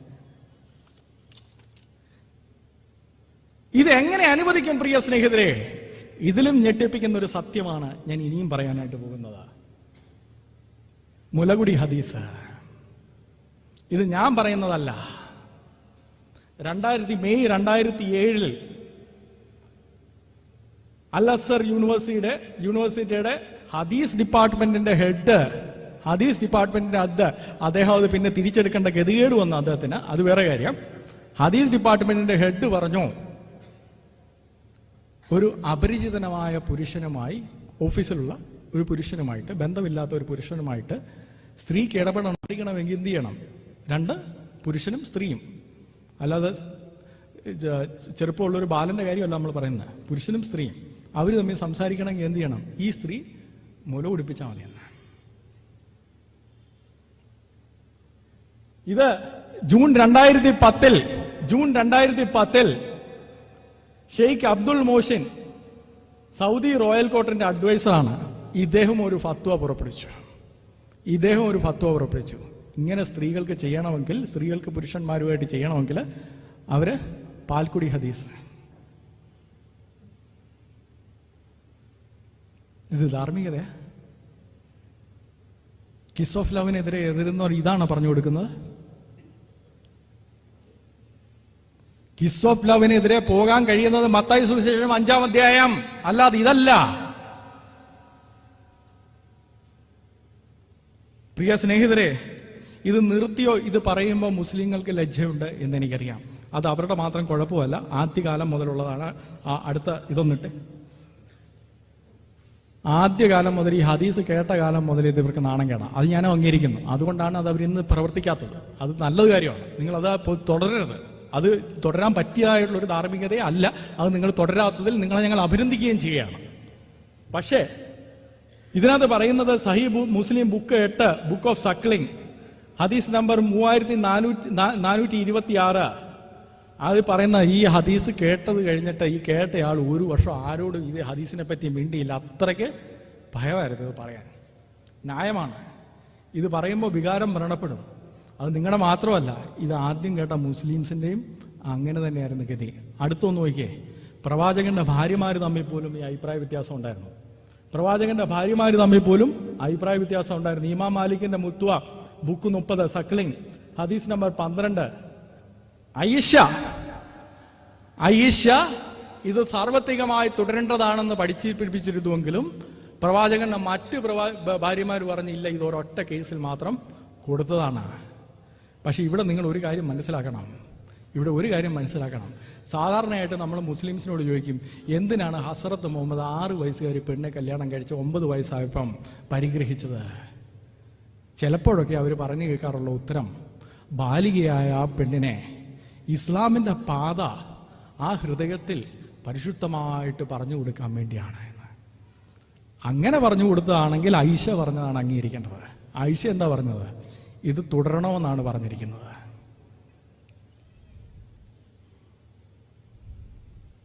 ഇതിലെന്ത് ധാർമ്മികതയാണുള്ളത്? ഞാൻ ദുഃഖത്തോട് ചോദിക്കുകയാണ്, ഇതാണോ നിങ്ങൾ പിന്തുടരേണ്ടത്? പ്രവാചകന്മാരുടെ പാതയിലേക്ക് തിരികെ വരൂ. എന്റെ മുസ്ലിം സ്നേഹിതകളെ, പ്രവാചകന്മാരുടെ പാതയിലേക്ക് തിരികെ വരൂ. അത് കർത്താവായ യേശു ക്രിസ്തുവിന്റെ പാതയാണ്, ഹസ്രത്ത് മുഹമ്മദിന്റെ പാതയല്ല. അദ്ദേഹത്തിന് അവരുടെ പേര് പോലും കൃത്യമായിട്ട് അറിയില്ലായിരുന്നു. അദ്ദേഹത്തിന് അവരുടെ ഉപദേശം അറിയില്ലായിരുന്നു. അദ്ദേഹത്തിന് അവരുടെ ജീവിതം അറിയില്ലായിരുന്നു. അദ്ദേഹത്തിന് അവരുടെ ധാർമ്മികത എന്താണ് എന്നറിയില്ലായിരുന്നു. അവസാനമായിട്ട് ഞാൻ ചോദിക്കട്ടെ പ്രിയ സ്നേഹിതരെ, കർത്താവായ യേശു ക്രിസ്തുവിന്റെ ജീവചരിത്രത്തിൽ ആദ്യമായിട്ട് സുവിശേഷങ്ങൾ രേഖപ്പെടുത്തിയത് മാർക്കോസിന്റെ സുവിശേഷം. ഈ മാർക്കോസിന്റെ സുവിശേഷം ഒന്ന് എടുത്ത് വായിച്ചു നോക്കിയേ. യേശു ക്രിസ്തു ചെയ്ത ശുശ്രൂഷയുടെ രൂപമാണ് ആദ്യം മുതൽ. കാരണം ആദ്യം അദ്ദേഹത്തിന്റെ മനസ്സിൽ എഴുതുമ്പോൾ, പരിശുദ്ധാത്മ നിയോഗത്താൽ അദ്ദേഹം എഴുതുമ്പോൾ, അദ്ദേഹം യേശു ക്രിസ്തുവിനെ കാണുമ്പോൾ അദ്ദേഹം ആദ്യം ചിന്തിക്കുന്നത് ശുശ്രൂഷയാണ്. ആദ്യമേ എഴുതിയ സുവിശേഷം ഏതാ? മാർക്കോസിന്റെ സുവിശേഷം. അതിൽ നമ്മൾ ആദ്യം കാണുന്നത് എന്താ? നിങ്ങളിത് ചിന്തിക്കണം. ആദ്യം കാണുന്നത് എന്താ? യേശു ക്രിസ്തുവിന്റെ ജനനമൊന്നുമല്ല, യേശു ക്രിസ്തുവിന്റെ ശുശ്രൂഷ. അവൻ എങ്ങനെ ബാക്കിയുള്ളവരെ ശുശ്രൂഷിച്ചു, എങ്ങനെ രോഗികളെ സൗഖ്യമാക്കി, എങ്ങനെ കുഷ്ഠരോഗികളെ തിരിച്ച് സമൂഹത്തിലേക്ക് കൊണ്ടുവന്നു എന്നുള്ള മാർക്കോസിന്റെ സുവിശേഷമാണ് ആദ്യ സുവിശേഷം. ഹസ്രത്ത് മുഹമ്മദിന്റെ ജീവചരിത്രം ഇവരുടെ പണ്ഡിതന്മാർ എഴുതി തുടങ്ങിയപ്പം മഗാസി ഗ്രന്ഥങ്ങൾ എന്ന് പറഞ്ഞ ഗ്രന്ഥങ്ങളായിരുന്നു. അൽ വക്കാദിയുടെ മഗാസി ഗ്രന്ഥമാണിത്. ഈ മഗാസി അൽ വക്കാദിയുടെ മഗാസി ഗ്രന്ഥത്തിന്റെ ഇംഗ്ലീഷ് ട്രാൻസ്ലേഷനാണ്, അറബിക്കലല്ല ഞാൻ വായിച്ചിരിക്കുന്നത്. ഞാൻ മുമ്പ് പറഞ്ഞല്ലോ, അമുസ്ലിമായ ഞാൻ ഈ പരിഭാഷ ഉപയോഗിച്ചാണ് പഠിക്കുന്നത്. പരിഭാഷ തെറ്റുണ്ടെങ്കിൽ നിങ്ങൾ നല്ല പരിഭാഷ ഇറക്കേണ്ടത് നിങ്ങളുടെ ചുമതലയാണ്. ഈ പരിഭാഷ അൽ വക്കാദിയുടെ ഈ ജീവചരിത്രം എടുത്തു നോക്കുകയാണെങ്കിൽ അൽ വക്കാദിയും എവിടെയാണ് ഹസ്രത്ത് മുഹമ്മദിന്റെ ജീവിതം തുടങ്ങിയേക്കുന്നതെന്ന് അറിയാമോ? യുദ്ധങ്ങൾ അന്ന് എന്ന് അദ്ദേഹം ചെയ്തു തുടങ്ങിയോ 47 യുദ്ധങ്ങളുടെ കഥയാണിത്. അതും 10 വർഷം, 23 വർഷത്തെ പ്രവാചകചര്യയിൽ ആദ്യത്തെ 13 വർഷം അദ്ദേഹം അങ്ങനെ യുദ്ധമൊന്നും ചെയ്തിരുന്നില്ല. ആദ്യത്തെ 13 വർഷം അദ്ദേഹം ഒരു സമാധാനത്തിന്റെ മാർഗം തന്നെ, അല്ലെങ്കിൽ സമാധാനത്തോടു കൂടിയാണ് പെരുമാറിയിരുന്നത്. കാരണം അന്ന് അംഗസംഖ്യയിൽ അവർ കുറവായിരുന്നു. പിന്നീട് 10 വർഷം മെക്കായിൽ നിന്ന് മെദീനയിലേക്ക് പോയപ്പോഴാണ് ഈ 10 വർഷത്തിനുള്ളിൽ ഇതിനകത്ത് തന്നെ ഏതാണ്ട് 47 യുദ്ധം പറഞ്ഞിട്ടുണ്ട്. എല്ലാ യുദ്ധങ്ങളും വലിയ യുദ്ധങ്ങളല്ല, ചിലതൊക്കെ ചിലരെ കൊല്ലുവാൻ വേണ്ടി പോയിട്ടുള്ളതാണ്. മറ്റു പണ്ഡിതന്മാർ 100 യുദ്ധങ്ങൾ വരെ രേഖപ്പെടുത്തിയിട്ടുണ്ട്. യുദ്ധങ്ങളെന്ന് ഞാൻ പറയുമ്പോൾ ചിലതെല്ലാം വലുതും ചെറുതുമായ എല്ലാ കാര്യങ്ങളും ഉൾപ്പെടുത്തിയാണ് ഞാൻ പറയുന്നത്. 10 വർഷത്തിനുള്ളിൽ 47 100. ഈ 10 വർഷത്തിനുള്ളിൽ തന്നെയാണ് ആദ്യത്തെ 13 വർഷത്തിൽ ഖദീജ ജീവിച്ചിരുന്നിടത്തോളം കാലം, 13 വർഷം അല്ലെങ്കിലും 13 വർഷത്തിനോട് അടുത്ത് ആ ഖദീജ ജീവിച്ചിരുന്നിടത്തോളം കാലം അദ്ദേഹത്തിന് മറ്റു ഭാര്യമാരുണ്ടായിരുന്നില്ല. പിന്നീട് വരുന്നതും ഈ 10 വർഷത്തിനുള്ളിലാണ്. അൽ വക്കാദിയുടെ മനസ്സിൽ, മാർക്കോസിന്റെ മനസ്സിൽ കർത്താവായ യേശു ക്രിസ്തുവിന്റെ ജീവിതത്തിന്റെ ശുശ്രൂഷ വന്നപ്പോൾ അൽ വക്കാദിയുടെ മനസ്സിൽ വന്നത് യുദ്ധങ്ങളും ഈ വിവാഹങ്ങളുമാണ്. ഇവരുടെ രണ്ടുപേരുടെയും ജീവിതം, ഇവരുടെ രണ്ടുപേരുടെയും മാതൃക എങ്ങനെ ഒന്നാകും? പ്രിയ സ്നേഹിതരെ, ഞാൻ അവസാനിപ്പിക്കുകയാണ്. ഹസ്രത്ത് മുഹമ്മദ് മരിക്കുമ്പോൾ അദ്ദേഹം പറഞ്ഞൊരു പ്രാർത്ഥനയുണ്ട്. സഹീഹ് Bukhari volume 5 book 59, book of military expeditions, ഹദീസ് നമ്പർ 724. അദ്ദേഹം പറഞ്ഞത്, അല്ലാഹുവേ എന്നോട് പൊറുക്കണമേ എന്ന് പറഞ്ഞുകൊണ്ടാണ് അദ്ദേഹം മരിച്ചത്. അന്നുവരെയും പാപക്ഷമയുടെ നിശ്ചയത, നിർണയം അദ്ദേഹത്തിന് ഇല്ലാതെയാണ് മരിക്കാൻ നേരത്തും പാപം എന്നെ ക്ഷമിക്കണമേ എന്ന് പറഞ്ഞുകൊണ്ടാണ് അദ്ദേഹം മരിച്ചത്. എന്നാൽ നമ്മുടെ കർത്താവായ യേശു ക്രിസ്തു പറയുന്നത്, ഞാൻ എന്റെ ആടുകളെ അറിയുന്നു, ഞാൻ അവയ്ക്ക് നിത്യജീവൻ കൊടുക്കുന്നു, അവയെ എന്റെ കയ്യിൽ നിന്ന് പിടിച്ചു പറിക്കുവാൻ ആർക്കും കഴിയില്ല. ആ ക്രൂശിൽ കിടന്നുകൊണ്ട് ഭരിക്കാൻ നേരത്ത് നമ്മുടെ കർത്താവായ യേശു ക്രിസ്തു ആ കള്ളനോട് പറയുന്നത്, ഇന്ന് നീ എന്നോടുകൂടെ പറുദീസയിലിരിക്കും. സമാധാനത്തിന്റെ പ്രഭുവാണവൻ. സമാധാനത്തിന്റെ പ്രഭുവായ കർത്താവായ യേശു ക്രിസ്തു. എഫെസ്യ ലേഖനം 2-ാം അധ്യായത്തിൽ പറയുന്നത്, അവൻ നമ്മുടെ സമാധാനം. ഇരുപക്ഷത്തെയും ഒന്നാക്കി അവൻ നമ്മുടെ സമാധാനം. തന്റെ ശിഷ്യന്മാരോട് കർത്താവായ യേശു ക്രിസ്തു പ്രത്യക്ഷപ്പെട്ടപ്പോൾ പറഞ്ഞു, നിങ്ങൾക്ക് സമാധാനം, ശാലോം. അവർ തിരിച്ചു പറയേണ്ടതായിട്ട് വന്നില്ല, കാരണം ഇവൻ സമാധാനത്തിന്റെ പ്രഭുവാണ്. അവന് സമാധാനം ആശ്വസിക്കേണ്ട, സമാധാനം പറയേണ്ട കാര്യം ആർക്കുമില്ല. അവൻ സമാധാനത്തിന്റെ പ്രഭുവാണ്, അവനാണ് സമാധാനം നൽകുന്നത്. മകനെ, മകളെ, നീ സമാധാനത്തോട് മടങ്ങിപ്പോവുക എന്ന് പറയുവാൻ കഴിവുള്ളവൻ ഏകൻ കർത്താവായ യേശു ക്രിസ്തു. എന്നെ ഇന്ന് രാത്രി കേൾക്കുന്ന മുസ്ലിം സഹോദരന്മാരെ, ഇത് പിന്നീട് മറ്റ് മാധ്യമങ്ങൾ മുഴുവൻ കേൾക്കുന്ന സഹോദരന്മാരെ, ക്രൈസ്തവരെ, ഇന്നും രക്ഷയുടെ നിർണയം പ്രാപിച്ചിട്ടില്ലാത്ത നാമോദയ ക്രൈസ്തവരെ, നിങ്ങളുടെ ജീവിതത്തിൽ സമാധാനം ഉണ്ടാകണമെങ്കിൽ സമാധാനത്തിന്റെ പ്രഭുവായ ഈ ഈശ്വരൻ, സമാധാനത്തിന്റെ പ്രഭുവായ കർത്താവായ യേശു ക്രിസ്തുവിനെ നിങ്ങളുടെ ഹൃദയത്തിലേക്ക് സ്വീകരിക്കണം. പാപിയായ സ്ത്രീയോട്, മകളെ നീ സമാധാനത്തോടെ പോകൂ. രോഗിയായ സ്ത്രീയോട്, മകളെ നീ സമാധാനത്തോട് പോകൂ. ചുങ്കക്കാരനോട്, മകനെ നീ സമാധാനത്തോട് പോകൂ എന്ന് പറയുവാൻ കഴിവുള്ള ഏക സമാധാനത്തിന്റെ പ്രഭുവിനെ നിങ്ങളുടെ മുന്നിലേക്ക് ഞങ്ങൾ തരുകയാണ്. അല്ലാത്ത പക്ഷം ആ മരണശയ്യയിലും നിങ്ങൾ യാചിച്ചുകൊണ്ടിരിക്കും. ക്ഷമ കിട്ടണമെന്ന് നിർബന്ധമില്ല. ക്ഷമ തരുവാൻ, മകനെ നീ ഇന്ന് എന്നോടുകൂടെ പർദീസയിൽ ഇരിക്കുമെന്ന് പറയുവാൻ കഴിവുള്ള ആ കർത്താവായ യേശു ക്രിസ്തുവിന്റെ പാദപീഠത്തിൽ നിങ്ങളെ തന്നെ സമർപ്പിക്കുക. നിങ്ങളുടെ ജീവിതത്തിൽ സമാധാനവും ശാന്തിയും ഉണ്ടാകും. ദൈവനാമം വാഴ്ത്തപ്പെടുമാറാകട്ടെ. പ്ലീസ് കൈ അടിക്കരുത് എന്ന് നേരത്തെ ഇവിടെ പറഞ്ഞിരുന്നു. ആവേശം എല്ലാവർക്കും ഉണ്ടാകാം, അത് എല്ലാ കൂട്ടർക്കും ഉണ്ടാകാം. അക്ബറോ സുബൈറോ ആരെങ്കിലും പ്രസംഗിക്കുമ്പോൾ അവർക്കും കൈയടിക്കാം, പക്ഷെ അത് ശരിയല്ല. നമുക്ക് സന്തോഷം ഉണ്ടാകാം, അതിരിക്കട്ടെ. കൈയടിക്കണമെന്നൊക്കെ എല്ലാവർക്കും തോന്നിപ്പോകുന്നുണ്ട്. പക്ഷെ ചെയ്യരുത്, അത് തെറ്റാണ്. നമ്മുടെ മാന്യതയ്ക്ക് അത് ചേരുകയില്ല. ഇതുവരെ സംസാരിച്ചതിൽ നിന്ന് ഒരു കാര്യം വ്യക്തമാണ്.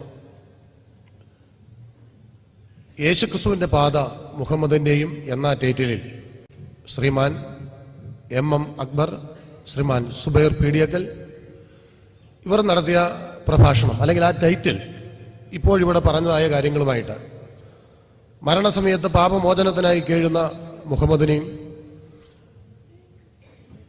മരണസമയത്ത് പാപിയായ മനുഷ്യന്റെ പാപം മോചിച്ചു കൊടുത്ത യേശുക്രിസ്തുവിനെയും തുലനപ്പെടുത്താൻ പറ്റുമോ? ഇവരുടെ രണ്ടുപേരുടെയും പാത ഒന്നായിരുന്നോ? 10 വർഷത്തിനിടയ്ക്ക് യുദ്ധങ്ങളുടെ ഘോഷയാത്രയായിരുന്ന മുഹമ്മദിനെയും ഊരിയ വാളിനെ ഉറയിലേക്ക് തിരികെ ഇടിപ്പിക്കുവാൻ ഉറച്ച ശബ്ദത്തിൽ ആജ്ഞാപിച്ച ഉത്തമ ഗുരുവായ യേശുവിന്റെയും പാത ഒന്നു തന്നെയായിരുന്നോ? രണ്ടുപേരെയും തുലനപ്പെടുത്താമോ? ഒരു നല്ല മുസ്ലിമിന് പോലും ഈ കാര്യങ്ങൾ ഗ്രഹിക്കുമ്പോൾ നെറ്റി ചുളിഞ്ഞു പോകും. രണ്ടുപേരുടെയും പാത ഒന്നൊന്നോ? ഒരിക്കലുമല്ല, ഒരിക്കലുമല്ല, ഒരിക്കലും ഒന്നാകാൻ പാടില്ല. കാരണം ആവുകയില്ല. അത് തന്നെ. ഇനി ഞങ്ങൾ ചോദ്യോത്തരത്തിന് സമയം തരികയാണ്.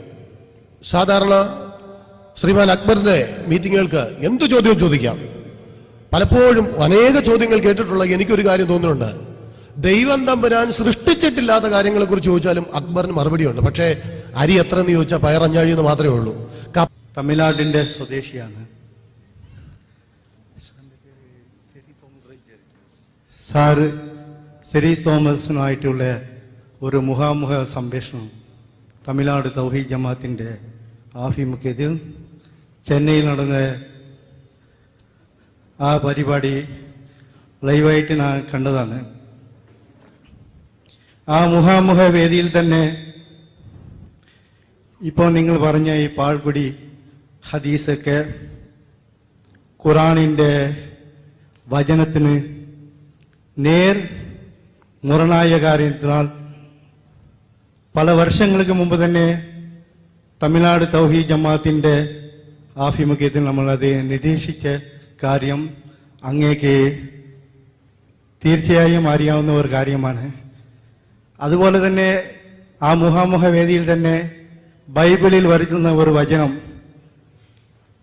ഒരു മനുഷ്യൻ കർത്താവായ യേശുവിൻ്റെ നല്ല ഒരു മകനായിരിക്കണമെങ്കിൽ അവൻ എത്ര വിലപ്പെട്ട് എത്ര കൂടിയ വിഷം കഴിച്ചാലും അവൻ മരിക്കില്ല എന്നുള്ള ആ വചനം എടുത്ത് നിങ്ങളോട് ആ മുഖാമുഖ വേദിയിൽ സംസാരിച്ചപ്പോൾ അതിൽ നിങ്ങൾക്ക് മറുപടി നൽകാതെ പോയ കാര്യവും ഞങ്ങൾ കണ്ടതാണ്.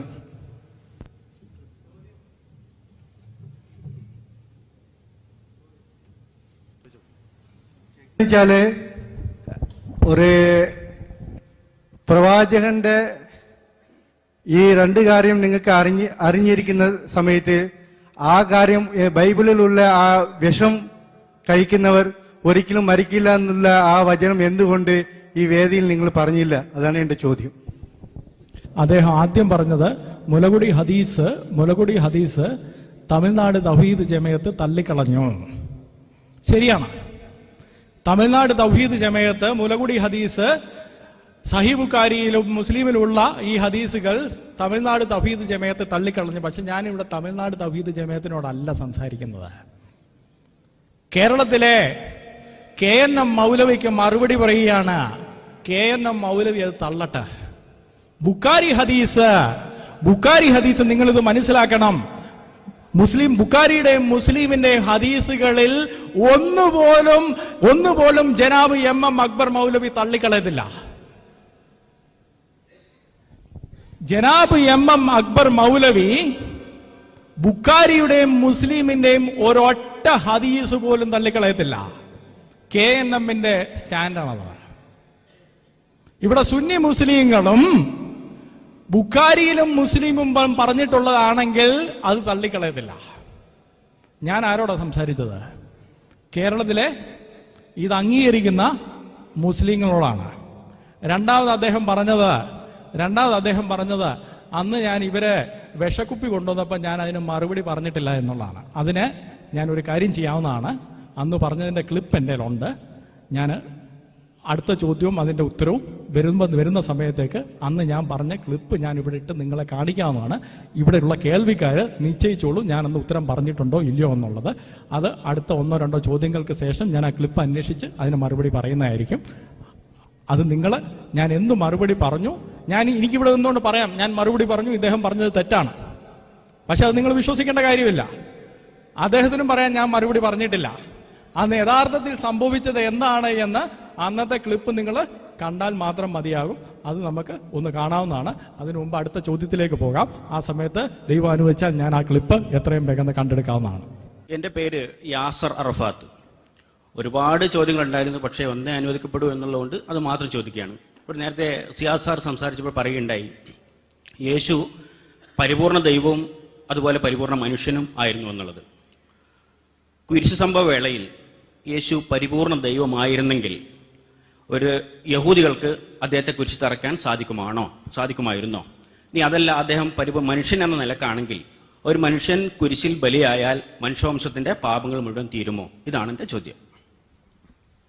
പൂർണ്ണ ദൈവവും പൂർണ്ണ മനുഷ്യനും ഈ വിഷയത്തെ സംബന്ധിച്ച് ക്രൈസ്റ്റോളജി എന്ത് പഠിപ്പിക്കുന്നു എന്ന് മനസ്സിലാക്കേണ്ടത് ആവശ്യമാണ്.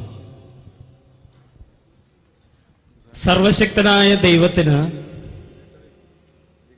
താൻ താല്പര്യപ്പെടുന്ന കാര്യങ്ങൾ, നമ്മൾ ആവശ്യപ്പെടുന്ന കാര്യങ്ങളല്ല, താൻ എന്ത് ആഗ്രഹിക്കുന്നുവോ അത് ചെയ്യാൻ കഴിയുന്നവനാണ് ദൈവം. അതുകൊണ്ട് മാനവകുലത്തിന്റെ പാപപരിഹാരത്തിനായി ഒരു മനുഷ്യ രൂപം ധരിച്ച് യേശുക്രിസ്തു ഈ ഭൂമിയിലേക്ക് വരുവാനായിട്ടിടയായി തീർന്നു. യേശുക്രിസ്തു ഭൂമിയിലേക്ക് വന്നപ്പോൾ പൂർണ്ണ മനുഷ്യനും പൂർണ്ണ ദൈവവും എന്ന് പറയുമ്പോൾ അതിനെക്കുറിച്ച് ബൈബിൾ എന്താണ് പറയുന്നത് നമ്മൾ മനസ്സിലാക്കിയിരിക്കേണ്ടത് ആവശ്യമാണ്. യോഹന്നാന്റെ സുവിശേഷം 17-ാം അധ്യായം നമ്മൾ വായിക്കുമ്പോൾ, ലോകം ഉണ്ടാകും മുമ്പേ നിന്റെ അടുക്കൽ ഉണ്ടായിരുന്ന മഹത്വത്തിൽ എന്നെ മഹത്വപ്പെടുത്തണമേ. അപ്പൊ ലോകം ഉണ്ടാകും മുമ്പേ യേശുക്രിസ്തുവിനുണ്ടായിരുന്ന മഹത്വം എന്താണ്? ലോകമുണ്ടാകും മുമ്പേ യേശുക്രിസ്തുവിനുണ്ടായിരുന്ന മഹത്വത്തെക്കുറിച്ച് അതേ യോഹന്നാൻ തന്നെ തന്റെ 1-ാമത്തെ അധ്യായത്തിൽ രേഖപ്പെടുത്തിയിട്ടുണ്ട്. ആദിയിൽ വചനം ഉണ്ടായിരുന്നു. വചനം ഉണ്ടായി എന്നല്ല, വചനം ഉണ്ടായിരുന്നു. വചനം ദൈവത്തോട് കൂടെ ആയിരുന്നു. വചനം ദൈവമായിരുന്നു. അപ്പൊ ദൈവമായിരുന്ന വചനം ഒരു ജഡം ധരിച്ച്, അതിന്റെ 14-ാം വാക്യത്തിൽ നമ്മൾ വായിക്കുന്നു, വചനം ജഡമായി തീർന്നു. അപ്പൊ വചനം ജഡമായി തീർന്നു എന്ന് നമ്മൾ മനസ്സിലാക്കുമ്പോൾ അതെങ്ങനെയാണ് സംഭവിച്ചത്? ഫിലിപ്പ് ലേഖനത്തിൽ നമ്മൾ വായിക്കുന്നുണ്ട്, ദൈവത്തോടുള്ള സമത്വം മുറുകെ പിടിക്കണമെന്ന് വിചാരിക്കാതെ ദാസരൂപമെടുത്തു. എബ്രായ ലേഖനം 10-ാം അധ്യായത്തിൽ നമ്മൾ വായിക്കുന്നു, ഒരു ശരീരം എനിക്കായി ഒരുക്കപ്പെട്ടിരിക്കുന്നു. ഒരു ശരീരം ഒരുക്കപ്പെട്ടിരിക്കുന്നു. ഒരു മനുഷ്യൻ എന്ന് പറയുമ്പോൾ അതിന് 3 ഘടകങ്ങൾ ബൈബിൾ പറയുന്നു. ഉൽപ്പത്തി പുസ്തകം 2-ാം അധ്യായം 7-ാം വാക്യം, അവൻ നിലത്തെ പൊടിയെടുത്ത് ജീവശ്വാസം മൂക്കിലേക്ക് ഊതി, അപ്പോൾ അവൻ ജീവനുള്ള ദേഹിയായി തീർന്നു. 3 ഘടകങ്ങൾ. ഒരു മനുഷ്യൻ എന്ന് പറയുമ്പോൾ ബൈബിൾ അനുസരിച്ച് അതിന് 3 ഘടകങ്ങളുണ്ട്. കർത്താവായ യേശുവിനെ സംബന്ധിച്ചിടത്തോളം പൂർണ്ണ മനുഷ്യൻ എന്ന് പറയുമ്പോൾ ഈ 3 കാര്യങ്ങളെ പറ്റിയും ബൈബിൾ പറയുന്നുണ്ട്. എനിക്കായി ഒരു ശരീരം ഒരുക്കപ്പെട്ടിരുന്നു. ഒരു ശരീരം ധരിച്ച് യേശു വന്നു. അതുപോലെ തന്നെ ഗെത്സമന തോട്ടത്തിൽ പറയുകയാണ്, താൻ പ്രാണവേദനയിലായി, സോൾ, തന്റെ ദേഹിയെ കുറിച്ച് അവിടെ പറഞ്ഞിരിക്കുകയാണ്. അതുപോലെ തന്നെ തന്റെ മരണസമയത്ത് താൻ പറയാനായിട്ടിടയായി തീർന്നു, ഞാൻ എൻ്റെ ആത്മാവിനെ തൃക്കൈയിലേൽപ്പിക്കുന്നു. അതുകൊണ്ട് ഈ 3 ഘടകങ്ങളുമുള്ള ഒരു പൂർണ്ണ മനുഷ്യനാണ് യേശു. അപ്പോൾ തന്നെ യേശുവിൽ ദൈവത്വം അടങ്ങിയിരിക്കുന്നു. അതെന്താണ് ദൈവത്വം? നോക്കുക, റോമാലേഖനം 1-ാം അധ്യായത്തിന്റെ 4-ാം വാക്യം വായിക്കുക. അവിടെ ഒരു വിശുദ്ധ ആത്മാവിനെ സംബന്ധിച്ച് അവിടെ പറഞ്ഞിരിക്കുന്നത് നമുക്ക് കാണാനായിട്ട് സാധിക്കും. അപ്പൊ ദൈവം ആത്മരൂപിയാണ്.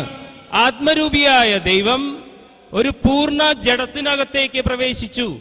ആ ജഡത്തിനകത്തേക്ക് പ്രവേശിച്ചപ്പോൾ നോക്കുക, യേശുവിൽ മനുഷ്യാത്മാവുമുണ്ട്, ദൈവം എന്ന ആ സത്തയുമുണ്ട്, ഔസിയ.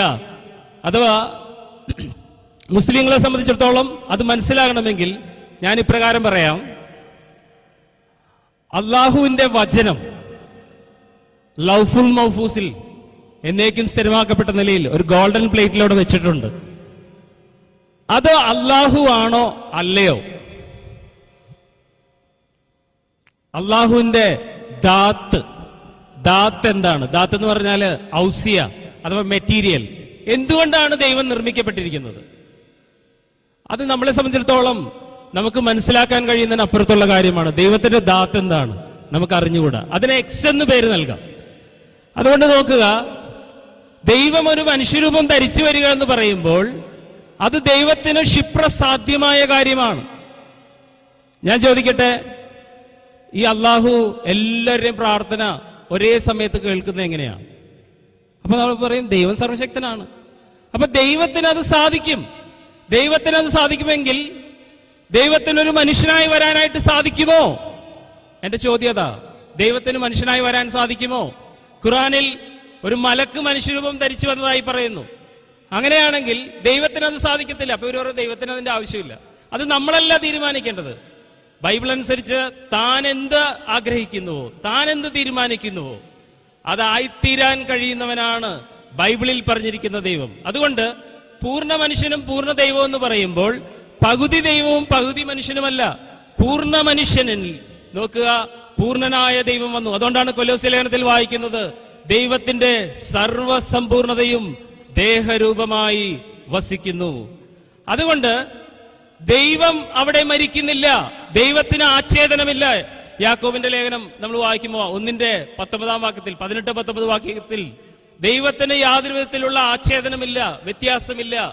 ദൈവാത്മാവ് ദൈവാത്മാവായി തന്നെ സ്ഥിരമായി നിൽക്കുന്നു. എന്നാൽ മരിച്ചതാരാണ്? പൂർണ്ണ മനുഷ്യൻ. പൂർണ്ണ മനുഷ്യൻ മരിച്ചതുകൊണ്ടാണ് ആ നിലയിൽ പറയുന്നത്. യേശു പറഞ്ഞു, ഞാൻ എൻ്റെ ആത്മാവിനെ തൃക്കൈയിൽ ഏൽപ്പിക്കുന്നു. അതുകൊണ്ട് ദൈവം മരിക്കുന്നില്ല.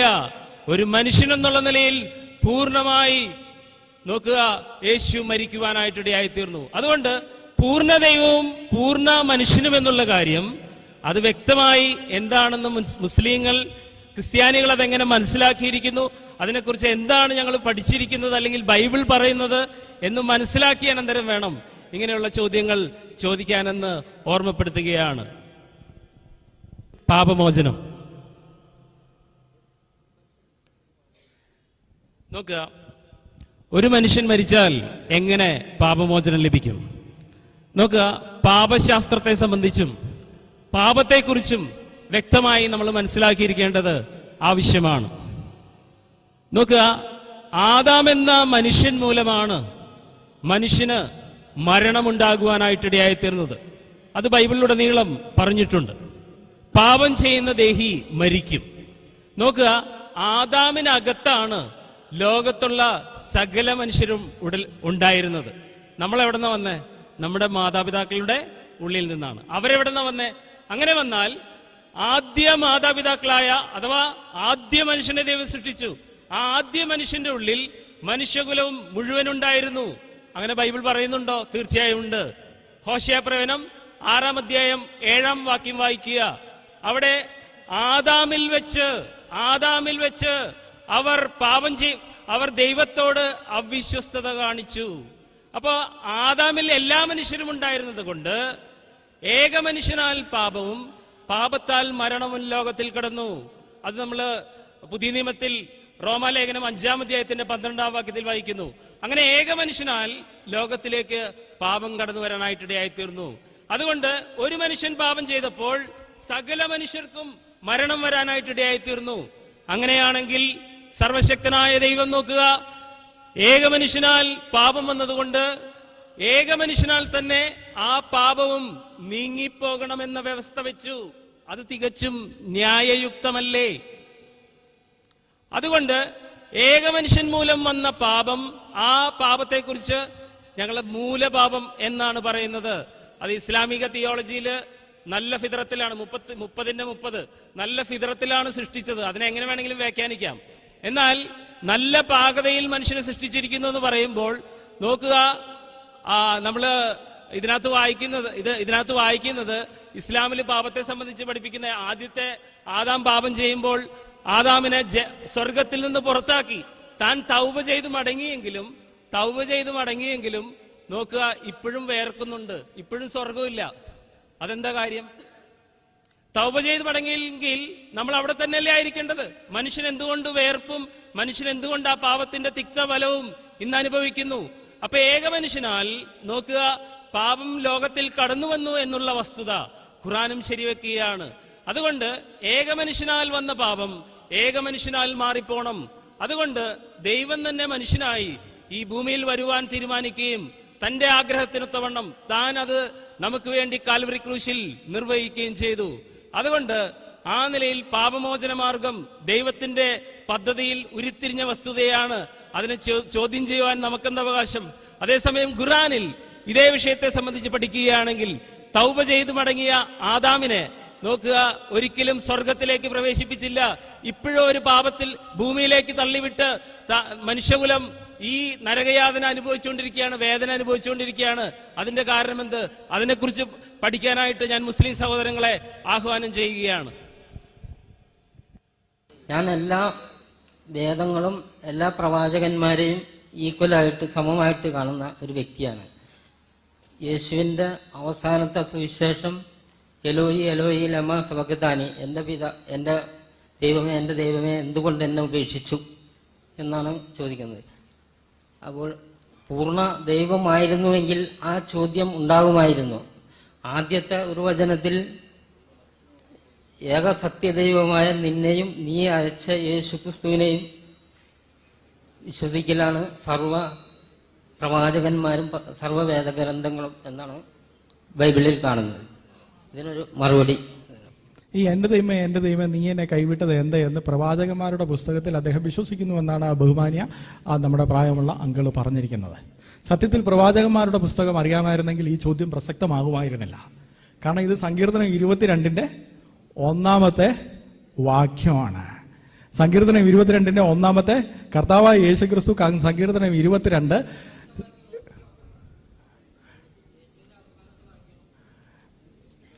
യേശുവിന്റെ സുഹൃത്തെ, ബഹുമാനപ്പെട്ട അങ്കിൾ അറിഞ്ഞിരിക്കണം, സബൂറില് ഉള്ള സങ്കീർത്തനമാണ് യേശു ക്രിസ്തു ക്രൂശിൽ വെച്ച് ഏറ്റവും അവസാനത്തെ അല്ല, യേശു ക്രൂശിൽ വെച്ച് 7 മൊഴികളിൽ ഒന്നായിട്ട് പറഞ്ഞിരിക്കുന്നത്.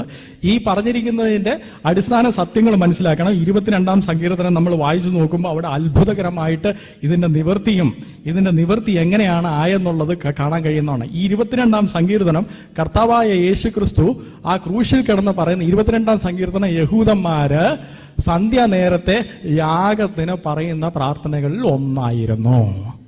ആ സന്ധ്യായാമത്തിന്റെ പ്രാർത്ഥനയുടെ സമയമായപ്പോൾ മഹായാഗമായ യേശു ക്രിസ്തു യഹൂദന്മാർ പറയുന്ന അതേ സങ്കീർത്തനം ഉദ്ധരിച്ചുകൊണ്ട് അത്ഭുതകരമായി ആ യാഗങ്ങളുടെ പരിഹാരം താനാണ് എന്ന് പറഞ്ഞു. 22-ന്റെ 1 പറഞ്ഞു തുടങ്ങിക്കഴിഞ്ഞാൽ യഹൂദന്മാരുടെ രീതിയുണ്ട്. ആ തുടങ്ങുന്ന പറഞ്ഞു കഴിഞ്ഞു കഴിഞ്ഞാൽ ആ സങ്കീർത്തനം മുഴുവൻ പറഞ്ഞായിട്ട് നമുക്ക് ചിലപ്പോൾ ചിന്തിക്കാവുന്നതാണ്. അങ്ങനെ വരുമ്പോൾ 22 അതേ സങ്കീർത്തനത്തിന്റെ തന്നെ ഞാൻ അടുത്ത ചോദ്യത്തിന്റെ ഇതിനെ പറയാൻ വേണ്ടി വരുന്നുണ്ട്, എങ്ങനെയാണ് ദൈവമെന്ന് വിളിച്ചതെന്ന് അത് ഞാൻ പറയാൻ വേണ്ടി വരുന്നുണ്ട്. 22-ന്റെ അവസാനം ഞാൻ ആദ്യം ഒന്ന് വായിക്കുകയാണ്. അവിടെ പറയുന്നത്, ഒരു സന്തതി അവനെ സേവിക്കും, വരുന്ന തലമുറയോട് യഹോവയെ കുറിച്ച് കീർത്തിക്കും, അവർ അന്ന് ജനിക്കുവാനുള്ള ജനത്തോട് അവൻ നിവർത്തിച്ചിരിക്കുന്നു എന്ന് അവന്റെ നീതിയെ വർണ്ണിക്കും. എല്ലാം നിവർത്തിയായി എന്ന് കർത്താവായ യേശു ക്രിസ്തു, എൻ്റെ ദൈവമേ നീ എന്നെ കൈവിട്ടത് എന്ത് എന്ന് പറഞ്ഞു തുടങ്ങിയ കർത്താവായ യേശു ക്രിസ്തു ഈ രക്ഷയുടെ എല്ലാ മാർഗവും നിവർത്തിച്ചു എന്ന് പറഞ്ഞ ഈ സങ്കീർത്തനത്തിന്റെ അവസാന വാക്കും കൂടി പറഞ്ഞാണ് പോയത്. അവിടെ ഒരു പ്രവചനവും അത്ഭുതകരമായ യാഗങ്ങളുടെ നിവർത്തിയുമാണ് എന്ന് സബൂർ നമുക്ക് മനസ്സിലാക്കിയാൽ നമുക്ക് മനസ്സിലാക്കാൻ നോക്കും, ഇല്ലെങ്കിൽ നമുക്കത് മനസ്സിലാക്കാൻ ബുദ്ധിമുട്ടാണ്. പിന്നെ എൻ്റെ ദൈവമേ എന്ന് എങ്ങനെ വിളിച്ചു വന്ന് അത് പിതാവും പുത്രനെ എങ്ങനെയാ വിളിക്കുന്നത്? പിതാപുത്രനെ എങ്ങനെയാ വിളിക്കുന്നത്? എബ്രായ ലേഖനം 1-ാം അധ്യായം. അതുകൊണ്ട് പിതാപുത്രനോട് എങ്ങനെയാണ് പറയുന്നത്? ദൈവമേ നിന്റെ സിംഹാസനം എന്നു എന്നേക്കും ഉള്ളതെന്നാണ്. ആര് പറയുന്ന? പിതാവ് പുത്രനോട് പറയുന്നത് എന്താ? ദൈവമേ നിന്റെ സിംഹാസനം. പിതാവായ ദൈവം പുത്രനെയും പുത്രനായ ദൈവം പിതാവിനെയും പരിശുദ്ധാത്മാവും അവരെങ്ങനെയാണ് വിളിക്കുന്നത്? ദൈവമേ എന്ന് വിളിക്കുന്നതിനകത്ത് എന്തെങ്കിലും തെറ്റുണ്ടോ? ഒരു തെറ്റും ഇല്ല.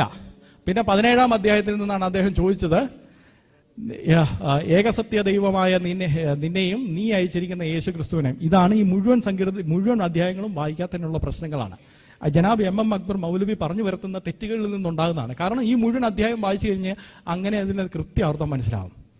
പിതാവേ, ലോകസ്ഥാപനത്തിന് മുമ്പേ എനിക്ക് നിന്നിലുണ്ടായിരുന്ന മഹത്വത്തിൽ എന്നെ മഹത്വീകരിക്കണമെന്നാണ് പറയുന്നത്. ലോകസ്ഥാപനത്തിന് മുമ്പേ എനിക്ക് നിന്നിലുണ്ടായിരുന്ന മഹത്വം. ലോകസ്ഥാപനത്തിന് മുമ്പ് കർത്താവായ യേശു ക്രിസ്തുവിലെ പിതാവിലുണ്ടായിരുന്ന മഹത്വം സാധാരണ മനുഷ്യനാണോ? യോഹന്നാന്റെ സുവിശേഷം 17-ാം അധ്യായം, അങ്ങോട്ട് വരാം, വായിക്കാം. യോഹന്നാന്റെ സുവിശേഷം 17-ാം അധ്യായം, അതിന്റെ 5-ാം വാക്യം. ഇപ്പോൾ പിതാവേ, ലോകമുണ്ടാകും മുമ്പേ എനിക്ക് നിന്റെ അടുക്കലുണ്ടായിരുന്ന മഹത്വത്തിൽ എന്നെ നിന്റെ അടുക്കൽ മഹത്വപ്പെടുത്തണമേ. ഹല്ലേലൂയ. എന്തു വളരെ കൃത്യമായിട്ടാണ്. അതാണ് ഈ അധ്യായം മുഴുവൻ വായിച്ചു കഴിഞ്ഞാൽ നിങ്ങളുടെ ഈ സംശയങ്ങൾ പോവും. ജനാബ് MM അക്ബർ മൗലവി അങ്ങനെയുള്ള ദാവാ പ്രാസംഗികരും പഠിപ്പിക്കുന്ന മുറിവാക്യങ്ങൾ വായിക്കാതെ ഇന്ന് അഡ്രസ്സ് തന്നു കഴിഞ്ഞാൽ വിശുദ്ധ വേദപുസ്തകത്തിന്റെ ഒരു കോപ്പി നിങ്ങൾക്ക് എല്ലാവർക്കും തരാവുന്നതാണ്, ഞങ്ങൾ എത്തിച്ചു തരാവുന്നതാണ്. www.sakshitimes.org എന്ന സൈറ്റിൽ നിങ്ങൾക്ക് ഞങ്ങളുമായിട്ട് നിങ്ങളുടെ ആശയവിനിമയം നടത്തുവാനായിട്ട് കഴിയും.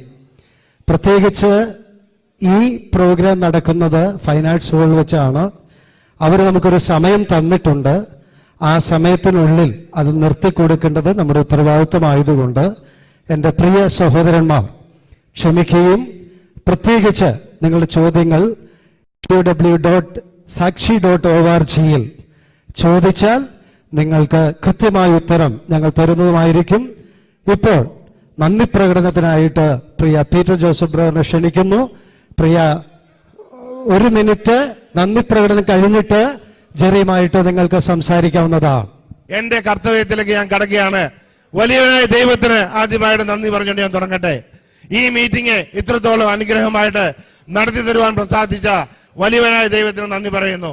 കാരണം ഇത്ര നല്ല രീതിയിൽ, ഇത്ര മഹത്തായ രീതിയിൽ ഇത്രയും പേർക്ക് കടന്നു വന്ന് ഈ മീറ്റിംഗ് നടത്തുവാൻ തക്കവണ്ണം വലിയവനായ ദൈവം ഇടയാക്കി. തന്നെയല്ല, ഈ മീറ്റിംഗിന് ആദ്യമായിട്ട് നന്ദി പറയേണ്ടത് വലിയവനായ ദൈവത്തിന് തന്നെയാണ്. അടുത്തായിട്ട് നന്ദി പറയാനുള്ളത് MM അക്ബർ സാഹിബിനാണ്. അദ്ദേഹമാണ് ഈ മീറ്റിംഗിന്, ഇങ്ങനൊരു മീറ്റിംഗിന് ഇടയാക്കിയത്. അല്ലായിരുന്നെങ്കിൽ ഈ മീറ്റിംഗ് ഇവിടെ നടക്കില്ലായിരുന്നു. തന്നെയല്ല, ഇന്ന് കടന്നു വന്ന നിങ്ങൾക്ക് എല്ലാവരോടുമുള്ള എന്റെ ഹൃദയം നിറഞ്ഞ നന്ദി ഞാൻ അറിയിക്കുകയാണ്.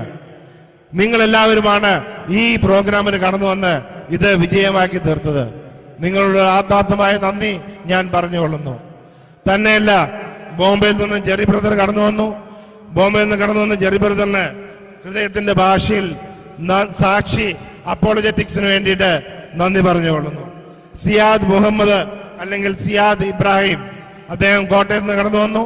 അദ്ദേഹത്തോടുള്ള നന്ദിയും ഈ സമയത്ത് അറിയിക്കുകയാണ്.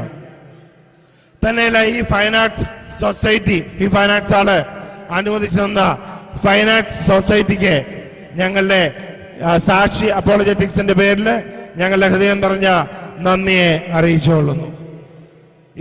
ഇവിടെ നടന്ന ഈ മീറ്റിംഗ് വീഡിയോ റെക്കോർഡിംഗ് ചെയ്തെന്ന റിജോയ് പൂമല ടീമിനോടുള്ള ആത്മാർത്ഥമായ നന്ദിയെ ഇത്തരണത്തിൽ അറിയിച്ചുകൊള്ളുന്നു. തന്നെയുമല്ല, മൈക്ക്, ലൈറ്റ്, സൗണ്ട് ഇതെല്ലാം ഭംഗിയായിട്ട് നടത്തി തന്ന ഈ ടീമിനുള്ള നന്ദിയെയും ഈ തരണത്തിൽ അറിയിച്ചുകൊള്ളുന്നു. ദയവായിട്ട് ശാന്തരായിട്ടിരിക്കണം. ഇവിടെ പ്രോഗ്രാം തീർന്നിട്ടില്ല. ദയവായിട്ട് ശാന്തരായിരിക്കണം. നിങ്ങളുടെ മീറ്റിംഗിൽ വന്നിട്ട് ഇങ്ങനെ ആരും ചെയ്യുന്നില്ലല്ലോ. നിങ്ങൾ ശാന്തമായിട്ടിരിക്കുക. സംസാരിക്കുകയാണെങ്കിൽ പിന്നെ സംസാരിക്കാന്ന് പറഞ്ഞു. ശാന്തമായിട്ടിരിക്കുക, മിണ്ടാതിരിക്കുക. ഇതൊരു ആത്മീയ ശുശ്രൂഷയാണ്. അല്ലാതെ എല്ലാവർക്കും മിണ്ടാനുള്ള, എല്ലാവരും കൂടെ ഒച്ച വെക്കാനുള്ള സ്ഥലമല്ല ഇത്. പറയുന്നേക്ക. പ്രിയ വാളണ്ടിയേഴ്സ് അനേകർ ഇതിന്റെ പുറകിൽ അധ്വാനിച്ചു. ആ വാളണ്ടിയേഴ്സിനുള്ള ആത്മാർത്ഥമായ നന്ദി അറിയിക്കുന്നു. തന്നെയല്ല, പല ചർച്ചുകളിൽ നിന്നും പല സ്ഥാപനങ്ങളിൽ നിന്നും പല ടീമുകളായിട്ട് കടന്നു വന്ന് ഈ മീറ്റിങ്ങിനെ സഹായിച്ച നിങ്ങൾക്ക് എല്ലാവരോടുമുള്ള നന്ദിയെ അറിയിക്കുന്നു. തന്നെയല്ല, ഈ ഇന്ന് ഇവിടെ കടന്നു വന്ന് ഈ മീറ്റിംഗ് അനുഗ്രഹമാക്കി തീർത്തന്ന ഈ നിങ്ങളോട് എല്ലാവരോടുമുള്ള നന്ദിയെ ആത്മാർത്ഥമായിട്ട് അറിയിക്കുകയാണ്. ഇപ്പോൾ ഈ മീറ്റിംഗ് പ്രാർത്ഥിച്ച് അവസാനിപ്പിക്കുന്നതായിരിക്കും. ഇപ്പോൾ പ്രാർത്ഥനയ്ക്കായിട്ട് സഹോദരൻ ജോൺസൺ ബ്രദറിനെ ക്ഷണിച്ചോളൂ. എല്ലാവരും ഒരു മിനിറ്റ് മൗനമായിട്ട് നിൽക്കണം. പ്രാർത്ഥിക്കാൻ പോവുകയാണ്. എല്ലാവരും എഴുന്നേറ്റ് നിൽക്കുക. ഞങ്ങളുടെ സ്വർഗീയ പിതാവേ, മനോഹരമായ ഈ സമയത്തിനായി സ്തോത്രം. ഞങ്ങൾക്ക് നൽകിയ നന്മകൾക്കായിട്ട്, ഉപകാരങ്ങൾക്കായിട്ട് ഞങ്ങളങ്ങ് സ്തുതിക്കുന്നു. പ്രാരംഭം മുതൽ അവിടുത്തെ വലിയൊരു കൃപ ഞങ്ങളോട് കൂടെ ഇരുന്നു. ഞങ്ങളെ വഴി നടത്തിയ കൃപകൾക്കായി സ്തോത്രം. കൂട്ടിക്കൊണ്ടുവന്ന എല്ലാ നിന്റെ മക്കൾക്കായിട്ടും സ്തോത്രം. പ്രത്യേകാൽ ഞങ്ങൾക്ക് ഈ വിഷയത്തോടുള്ള ബന്ധത്തിൽ പല കാര്യങ്ങൾ അങ്ങയുടേതായിരിക്കുന്ന വചനത്തിൽ നിന്ന് ശ്രവിപ്പാൻ അവിടുന്ന് കൃപ തന്നു. കൂട്ടിക്കൊണ്ടുവന്ന എല്ലാ പ്രിയപ്പെട്ടവർക്കായിട്ടും ഞങ്ങളങ്ങ് സ്തുതിക്കുന്നു. പ്രത്യേകാൽ ചോദ്യം ചോദിച്ച പ്രിയപ്പെട്ടവരുണ്ട്. അവരെ ഞങ്ങളങ്ങയുടെ കരങ്ങളിലേക്ക് തരുന്നു. ആവശ്യമായി ദൈവകൃപ നൽകണം എന്ന് വിശേഷാൽ പ്രാർത്ഥിക്കുന്നു. തുടർന്ന് കർത്താവ് ഞങ്ങൾക്ക് നൽകിയ നന്മകൾ ഓരോന്നായി ഓർത്ത് ഞങ്ങളങ്ങേക്ക് നന്ദി കരേറ്റുന്നു. ഞങ്ങളങ്ങേ സ്തുതിക്കുന്നു. ഞങ്ങളങ്ങേ മഹത്വപ്പെടുത്തുന്നു. സർവമഹത്വവും ഞങ്ങളങ്ങേക്ക് തരുന്നു. യേശു കർത്താവിന്റെ വിലയേറിയ നാമത്തിൽ തന്നെ ആമേൻ. പിതാവാം ദൈവത്തിന്റെ സ്നേഹവും പുത്രനാം ക്രിസ്തുവിന്റെ കൃപയും പരിശുദ്ധാത്മാം ദൈവത്തിന്റെ കൂട്ടായ്മയും സഹവാസവും നാം ഇവരോടും വിശേഷാൽ ഇന്ന് ഇവിടെ സംസാരിച്ച പ്രിയപ്പെട്ടവരോടുകൂടെ ഇപ്പോഴും എപ്പോഴും ഉണ്ടായിരിക്കുമാറാകട്ടെ. ആമേൻ. നമ്മുടെ കർത്താവായ യേശു ക്രിസ്തു മുഖാന്തരം നമുക്ക് ജയം തന്ന ദൈവത്തിന് സ്തോത്രം. ഹല്ലേലൂയ. ആമേൻ. കർത്താവായ യേശുവേ, വേഗം വരേണമേ.